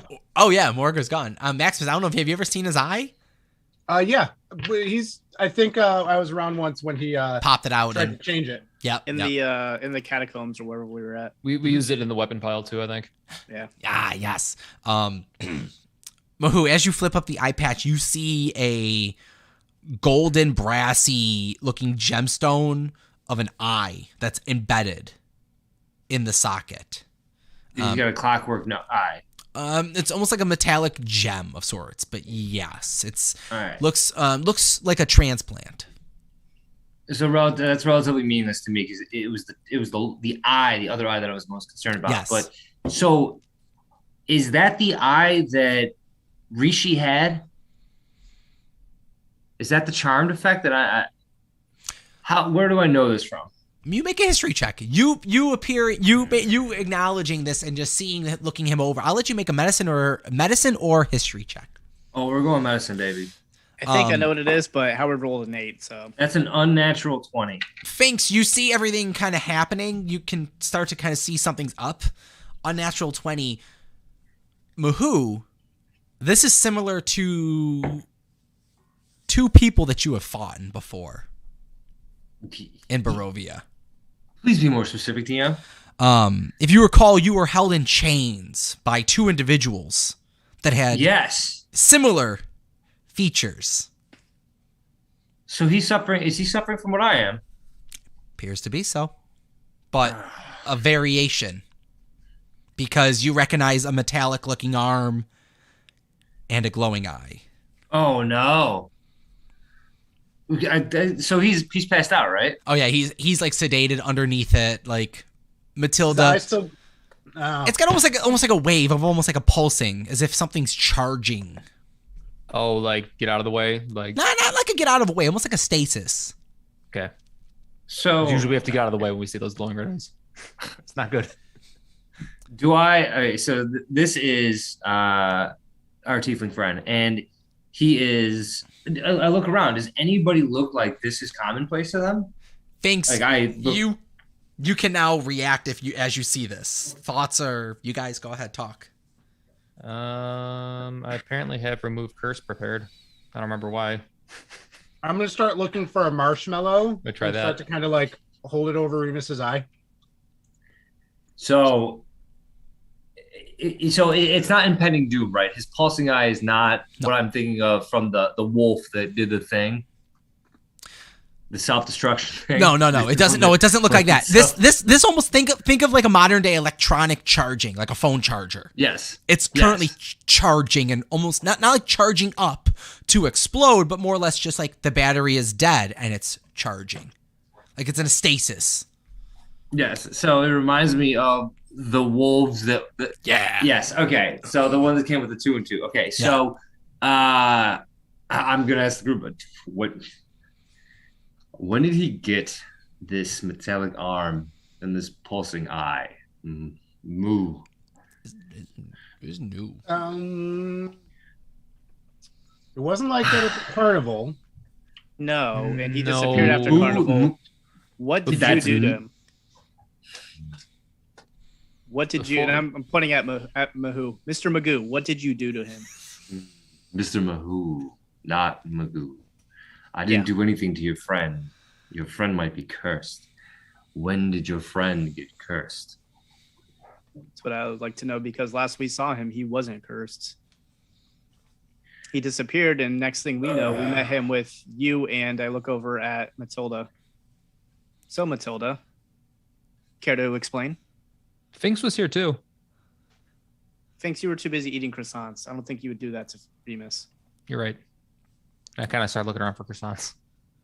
She looks over at you and goes, Albert, this has been brewing for some time. This is no sudden reaction. He must have been cursed days, perhaps even a week ago. Let's say to Howard, say a curse like this doesn't settle in overnight. Matilda would never touch a friend this way. Is it Finks is laying a curse on us, or do you have to get like scratched or bit? This is so. Can I chime in on this? Yeah, one? please do. So there's a breed of wolf, of werewolf, that's got more of a mechanical aspect to it. Yeah, we fought 2 of them. Yeah, we fought several of them, and we've killed them a few times. How long ago did you fight them? Anthony, can I throw my admit one medallion on the table or on the floor and just kind of let it hit? Yeah. That's when I think this happened. Okay. Yeah, last time we fought them, we Before got the our carnival. tickets into the carnival. These belong to wolves. Was your friend bit by a wolf that had a glowing eye similar to this one? Well, that's why I asked if it was a spooky curse or like a. One and the same. What's the difference? Well, we would have kind of noticed if there was some juju fingers, but in the heat of battle, The juju fingers. I don't know about what these I don't know what juju fingers are, but I do know what a curse is. Aren't you warlocks? I might be wrong here, but yeah, the juju man fingers, is and I'll cursed. go Eldritch Blast, and I'll throw out my little ticks and mites. Oh, you might be the worst warlock I've ever heard of. So real quick, you have to elaborate on that, because Mahoo has no idea what just happens. All right.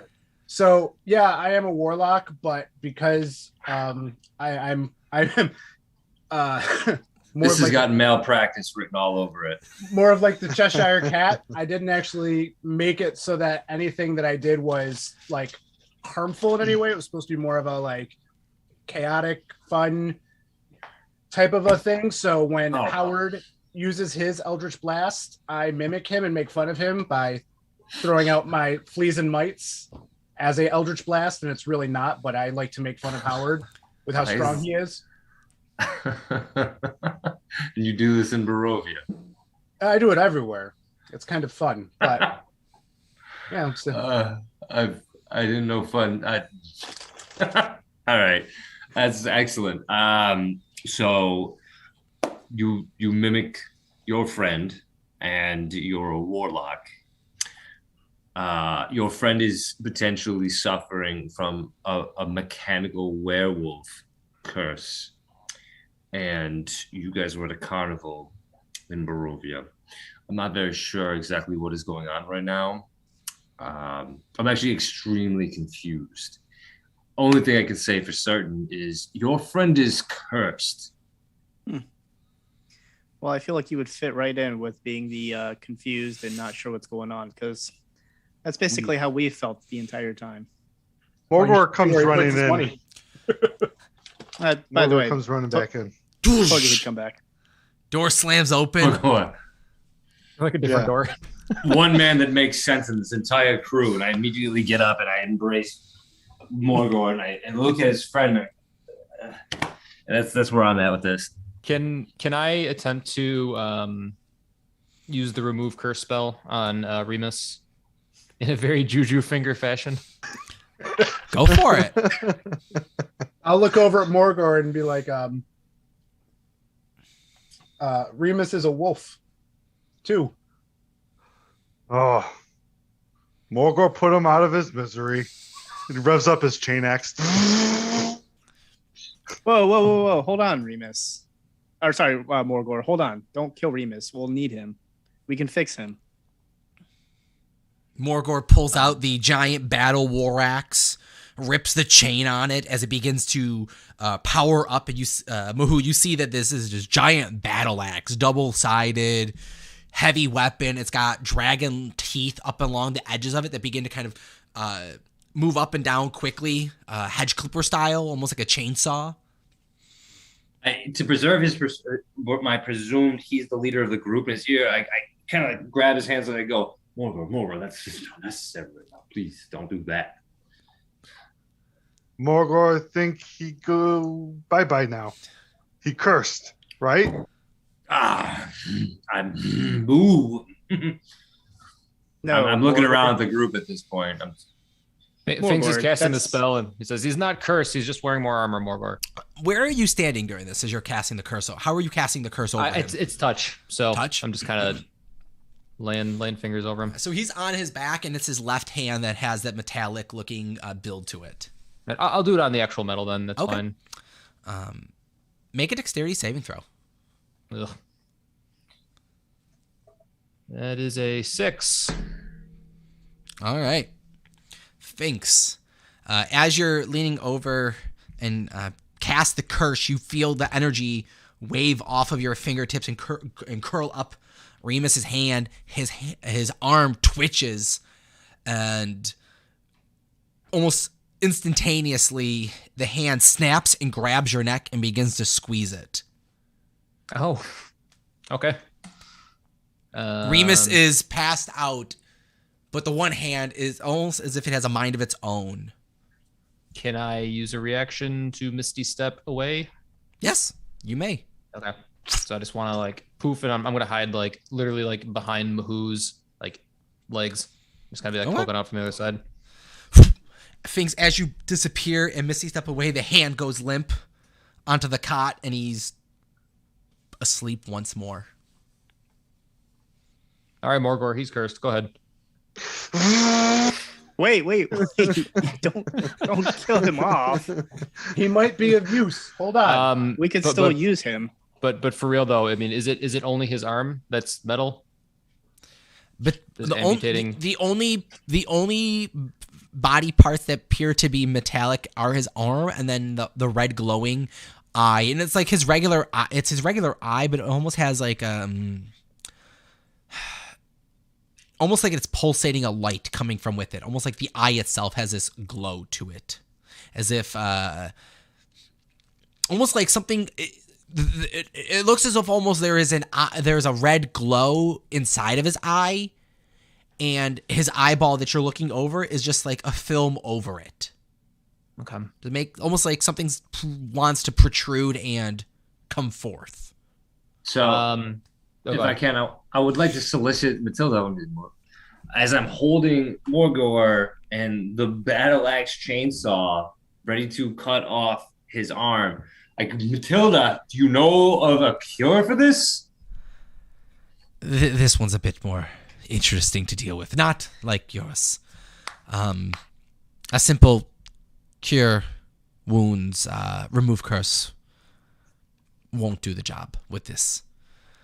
This will take some extensive surgical work. Can he be saved? Oh, certainly. Possibly. Ha! Morgor do surgery as he hold up his axe. No, He's just- Morgor. Hold on. I got this. I'm a little bit more delicate with my fingers. and I do the juju fingers. This is true. You have lady fingers. Yeah, if I'm not mistaken, I'll take that as a compliment. Yeah. I think actually that tree out there is cursed. And I'm pointing at the tree, like through the door that Morgan just busted through. See that tree? I think that's cursed. Morgor, take care of it. Thank you. Runs Go ahead. out. Morgor, book it out, go after the tree. Cutting it down, start hacking into it. Matilda's I like, turn to, I mean, Well, we'll tell him you're gonna have some firewood in a little bit. Just let him do his thing. yeah. means to the end. Yeah, and you can rebuild a couch. There you go. Ooh. And then I turn to I got a Mahoo. point, Matilda. I turn to Mahoo. You see, Mr. Magoo, that's how you have to take care of it sometimes. We're going to have to work on that pronunciation, but yeah, sure. Thank you. Sure. Okay. And I'm going to go to Remus. And how's his arm? It's just like out, down. How is it? It's laying it aside. It's hanging slightly off the cot, wrist palm up style, and it's almost like the hand is twitching. But he Palm seems up? to be sedated. Palm up, yeah. Excuse me, I'm sorry, I'm trying to pull up your character sheet. What is the name of your guy? Howard, excuse me. Howard, are you medicinally Yes. based? Like, what is Oh, so I'm no, away at this Mercy isn't. Monk. Where are you going out with this one? I'm just gonna be like, so I believe Mercy Monk. I can potentially help you here, unless you have this is magic. Then it is all you. Yeah, no, this is magic. This is more of an experiment. I Let's step just back say. as soon as he says that. Yeah. So I see the hand twitching. I look at Remus in the face. Oh, fuck your eyes. God damn it. Well, sorry, friends. This has to be done. I'm going to take out my dagger. And I'm going to go right through the palm. All right, make an attack roll. Okay. 10. As you bring the dagger down, you slam it right through part of the cot, missing.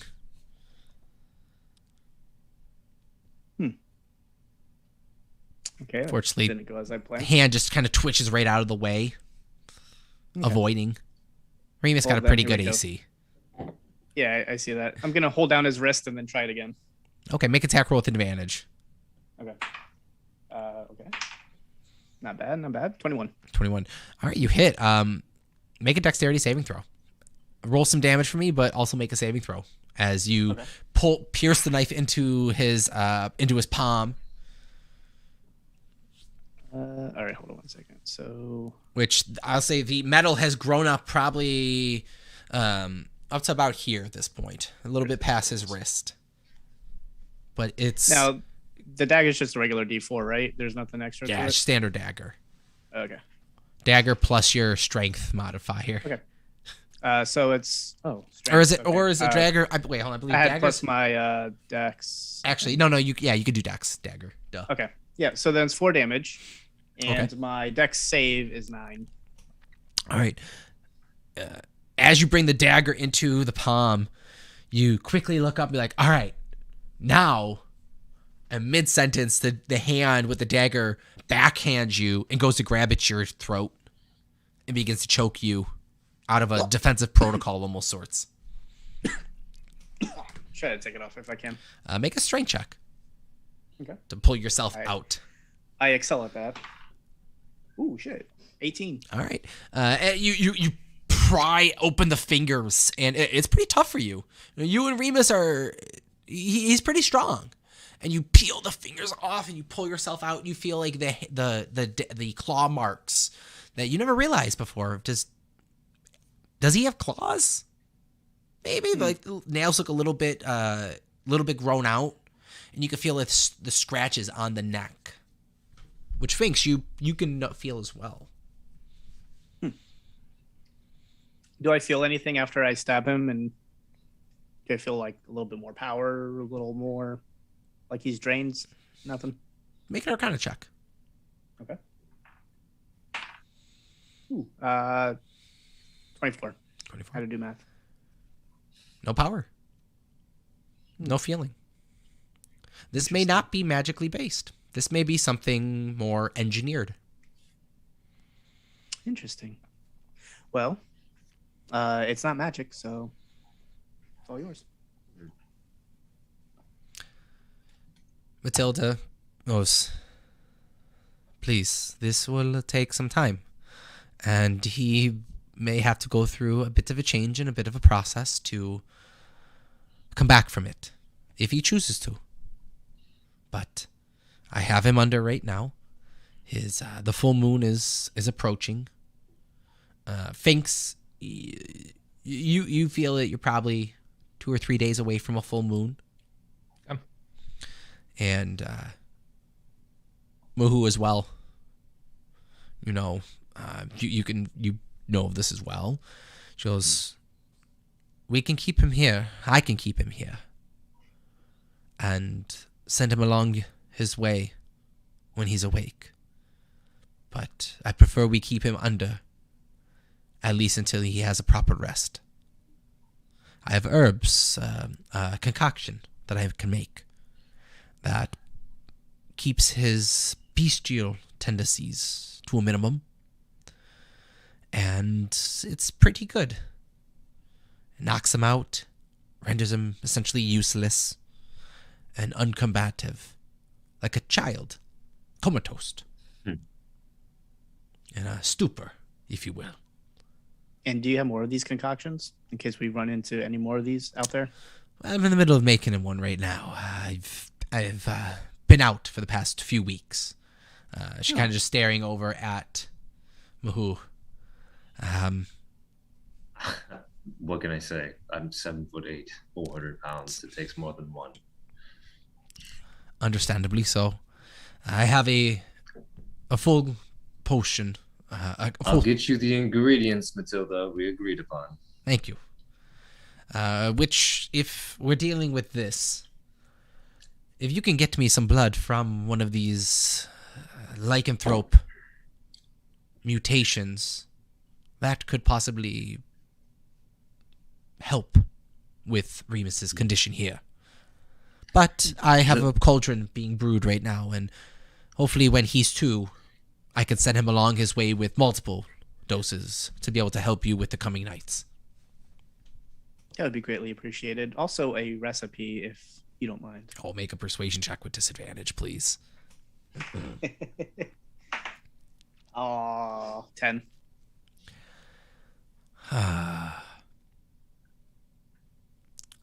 I will send him with some extras to be shared around. If you are smart enough to reverse engineer it, so be it. And good on you. But only for the minds that are intelligent enough. Very condescending, a little bit.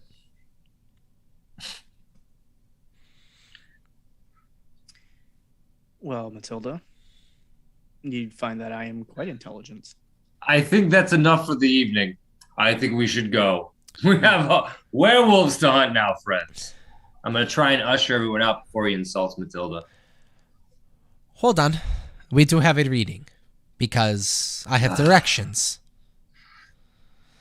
You're too nice, Matilda. Well, we'll make it a short one, due to our interactions and your party's timeline. Howard never breaks contact with Matilda, by the way. She's staring. She's equally just eyeing you, just staring.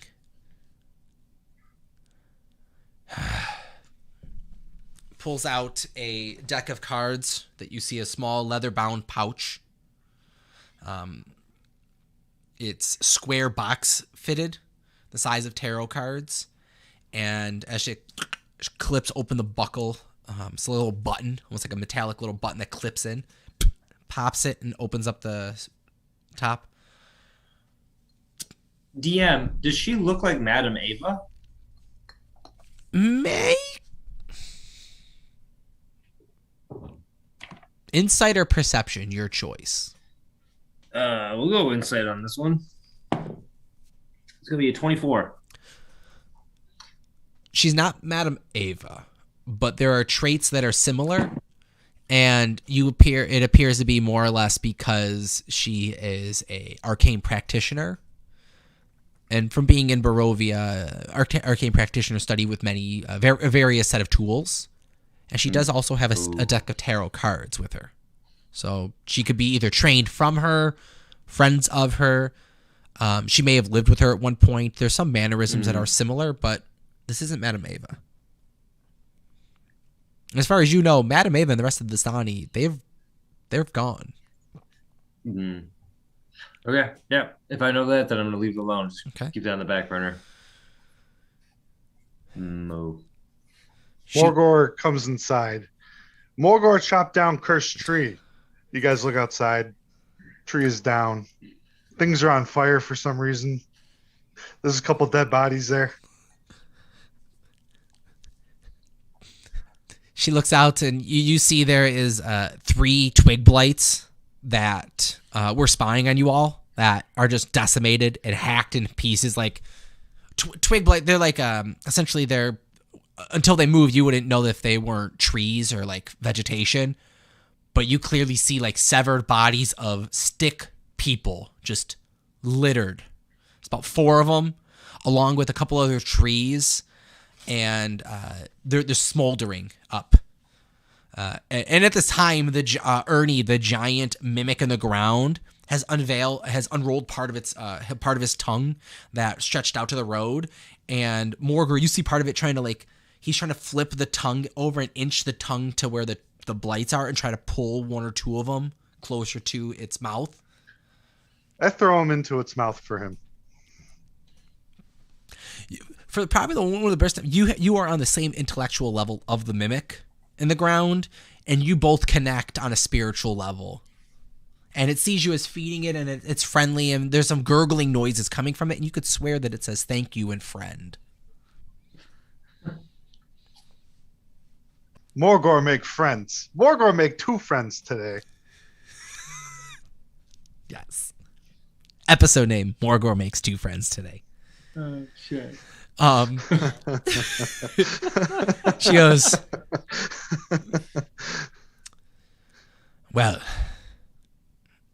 I have a few cards here that, since I've detected your arrival, I haven't been able to draw anything but. The first, as she fans out this detailed black and gold set of tarot cards. They are adorned with almost diamond-like crossings. The black cards, like black paper parchment, and it's like gold ink that has a gold brim around the outside edges, and has like the crossings on the backside. And she pulls over the first and hands it to you, Morgor, and it is a faceless man. It is a individual that is just from like the chest up, no face on the actual head where it is, no hair.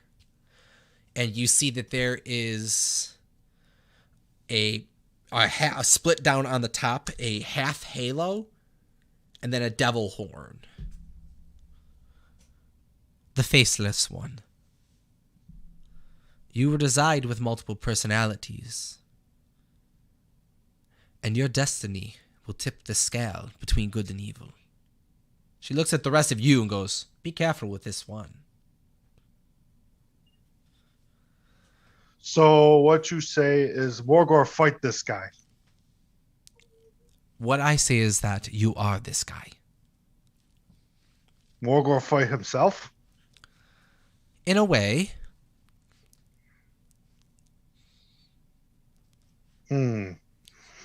Morgor is greatest challenge for Morgor. I think you've already began to come to terms with that. You had one challenge already from your god, and there are many more ahead. Next, she pulls out a card and goes, Howard, the one that scares me. As you should be. The Knowledge Seeker. And it is on this card, it is purely a book opened up. and it looks like a spell tome. And on the pages are Rorschach blots. Okay. And as she hands it to you, which she hands you the card, Morgan, she hands you the card, Howard. As you move and shift, the blots almost change. Okay. Knowledge comes at a price. Power comes at an even greater price. When both are met, greatness can be achieved. I'm not saying it's good to do that, but greatness can be achieved. Looking over at you, Maximus, she pulls out a card. You're an anomaly. Tabaxi. She smiles. You have love for your friends. And she flips over, and it is just a red heart on the card. You have love for your friends. This is what will save them. Keep them cheery. And then finally she looks over at you, Finks. This is the one that made me think that you were all given a wrong reading. You were all given readings to tell of great power of items that will help you overcome. And if I'm not mistaken, Finks, you were already told to find a holy relic that will help you to vanquish evil. Yes. Unfortunately, that was meant for another time, as the relic has already been found. So what? I don't get a fortune now? No. You need to find something a little more serious. It is a amulet that has been lost. And I believe it has been recovered. Hidden in the center of Lake Zarovich. As she flips over, it is a full moon on the card. Okay. Finks is just like, yep, that's right. That one's mine. I can't pull anything but these 4 cards. And as she pulls out another 4 cards, see? It's a moon, a moon, a moon, a heart, a moon. The land wants you to find the moon relic. I'll look at Finks and I'll go, these are our lucky charms. Yours is a charm of sorts as well as yours, Howard, is a quest for knowledge. Oh, you already knew that about me. Yours is a quest for self-fulfillment. Morgor, not sure what that means. I can tell you, Morgor. I know this. I've seen this scheme before. They try to give us a reading. They tell us what we need to do. They want something from us. We get another reading. Oh, no, the first reading was wrong. We need to do this instead. It's all a scam. That's how they make their money. That's how they make their living around here. But you have to bring back 5 more friends next time for the next reading. Exactly. And then they bring back 5 more friends for the next reading after that. Morgor once do this before. It's like this. Yes. Yes, it's a pyramid scheme, Morgor. A pyramid. It's like a giant triangle. A big structure that's like a triangle with a pointy end. Morgor get involved in bad business. Morgor, you only need to make 3 more friends. Yes. That's too many friends. Morgor can't do that. Well, you made 2 so far. Yeah, 2 good. Yes. Morgor can't make 5 friends. Morgor, you're like 5 of your own friends, bud. That's the problem.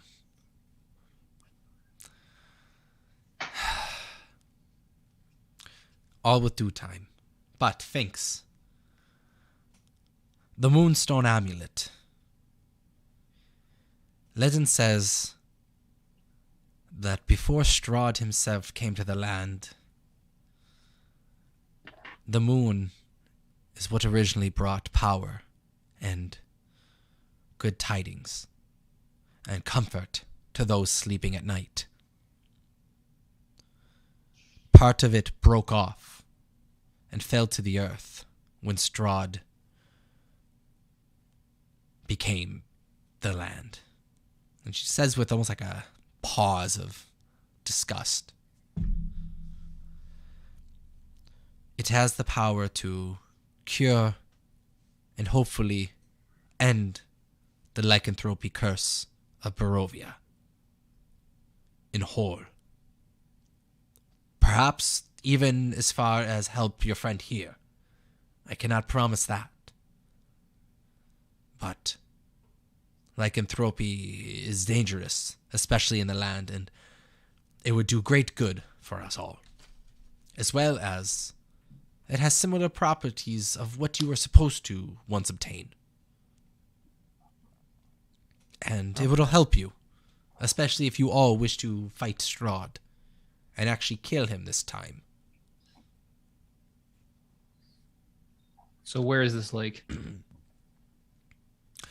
Well, you said that you were going to Valakai to see Zal. Yes. There's a lake behind the town. It's called Lake Zarovich. It's large. And I feel that if my dreams are true, it is somewhere within the lake.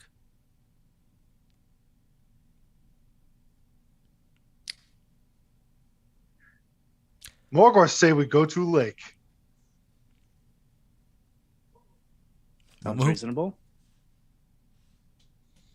You're muted. Who? I said I know where that lake is. I think we should go. No, if it's on the way to Valakai, why not? Well, One more stop. It's near Valakai. it's she goes, you can take the road directly to it from Valakai. So, All the better. All right, we leave it tonight then. Well, I prefer you to leave during the day. Traveling at night is dangerous here. Yeah, but you said we're protected by the power of the moon that you gave to Finks, right? Not yet. After you obtain the amulet, you should be. I turn to the rest of the group. You see what I said? Ponzi scheme. I'll tell you right now, it's no Ponzi scheme. Traveling at night in Barovia is damn near a death sentence. And it might always look like night, but there's a clear distinction. Morgor say we travel now. More things to fight. All right, Morgor. I know you want to kill things again. Morgor needs to kill 5 things today. Yes. Bring the dead bodies back, and then we can kill 5 more on top of that for your 5 dead bodies. You see how it goes? Yes. Okay, good. Howard. Morgor. Morgor need help counting to 5. I got you, buddy. Thank you, Howard. You are smartest of group. I know. And with that, the door opens up as Matilda goes, well, parting gift that it's one of a concoction of mine that I picked up from a friend of a friend. And perhaps it can help you along your journeys. She hands you all. There's 4 of you, 4 vials, wax sealed, with what looks to be a bison head stamped on the wax above it. This looks very familiar. You've all had this potion before, as it looks to be some Rojo Toro. Have fun. And get to Valakai safe. And don't die. They recently were hit with a plague that nearly decimated the population. And they're slowly recovering now, so be on your guard and don't come off as a threat. We want them to be your allies. Morgor, you and I need to talk. All right. Morgor's no threat. Morgor just killed things. Yes, Morgor. I am aware. You and I need to talk. And with that, we will wrap up tonight as you all begin to walk out. Any questions you wanted to throw at Matilda before she... No questions, but real quick, as we're all like walking out of the house and leaving, Howard's gonna be like, "Hold on, I gotta take a quick leak. I'm just gonna run behind the house real quick, and I'm gonna go behind the house out of view of everybody."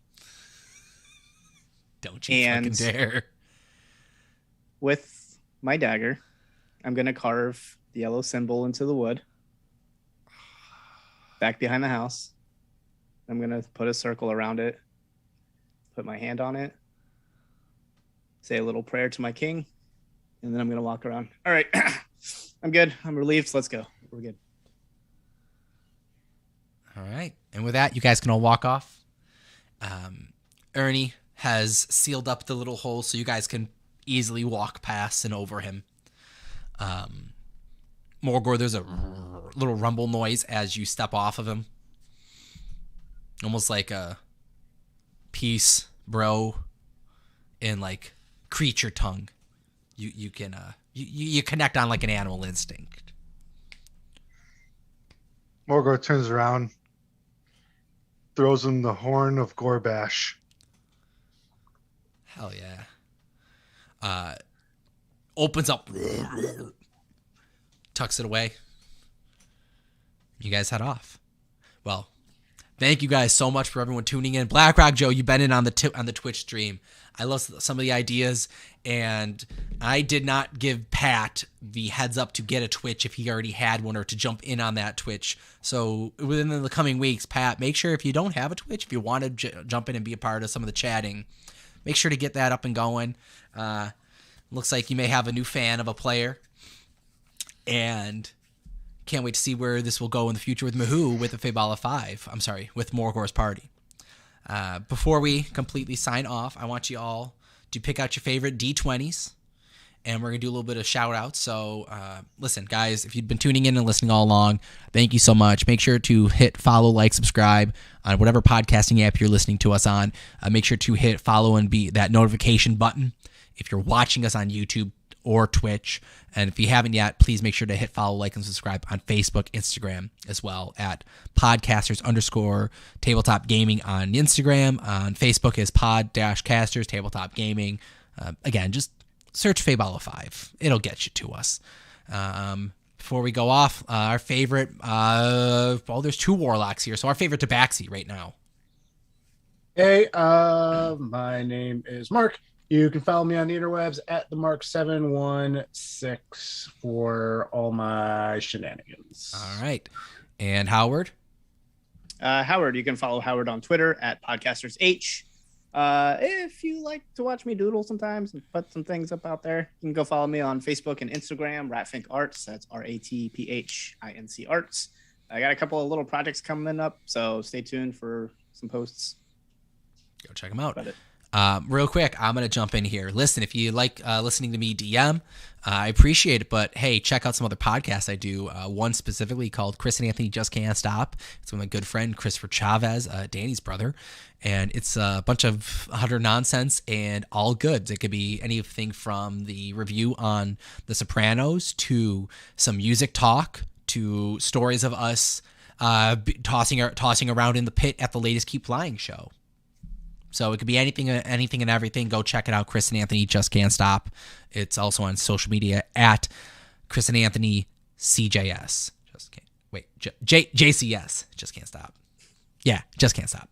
All right, now back to our players. Morgor. Well, Morgor doesn't have social media. I don't think he's intellectually smart enough to figure that out. But if you want to check out the game I'm doing, Kaimon, that's Kaimon. You can find us on Facebook and Instagram. Next year's going to be a big year for us, so keep an eye out and just follow us on social media, and you'll Get in that algorithm is what we're saying. Yes, please. Get in on that. Go follow, support Kaimon. Jeff, thank you so much as a sponsor. I appreciate it, and we love having Morgor on the group in the party. So I love playing Morgor, and thank you guys for having me every week. I appreciate it. I can't wait. I can't wait for an encounter with Morgor and Mahoo. That'll be interesting. Thanks. Yeah. All right, you can follow Finks on the Twitter at PodcastersFinks. If you want to follow me, I do some miniature painting. You can check that out at on Instagram at Phoenix Forged. Also, BlackRock Joe said follow BlackRock Joe 1 on Twitter. I don't know if that's real or not. No, yeah. Follow BlackRock Joe. It's cool. Follow him. That's his Twitch. Is BlackRock Joe 1. If he's got a Twitter, go follow him on that as well, I guess. Oh, Twitch. I can't read. I got this monitor. It's on this monitor. You good? You good? As well as BlackRock Joe is throwing a shout out to our friends over on Spread Those Wings podcast. They're also on YouTube. They're a Buffalo chicken wing show where they review different hot wings and the best chicken wings in the area for the Buffalo. I believe they branch out of the city, but primarily it's Buffalo based. So check them out. And then, last but not least, Pat, on the spot here. Obviously, everyone's been pushing some stuff. Do you have anything to push that you want to share, or just saying hi? Hi, C, Mahumo, just here to be a personality and help everybody along. Thanks for having me, guys. I've had so much fun. Awesome. I'm glad you did. Can't wait to see where the coming weeks will take us. All right. Now, grab your favorite D20, guys. Everyone out there watching and listening, grab those. Actually, you know what? For BlackRock Joe, I am grabbing for the first time today to use. Where is it? A BlackRock. I have a BlackRock Joe die. That's why. 20-sided BlackRock. No, just a rock. Right? What color is it? It is a brown amber black. So it's got a bit of a black rock to it. So hold on, let me just find it. A lot of colors. It is for his monk character. Yo, monks. Love them. There it is. Big fan. This is one of BlackRock Joe's dice. So Oh, grab good guy. Wow. grab your favorite D20, get rolling, because until next time, I want you all to keep rolling. See what you all have. 12. 19. See, 19. I gotta.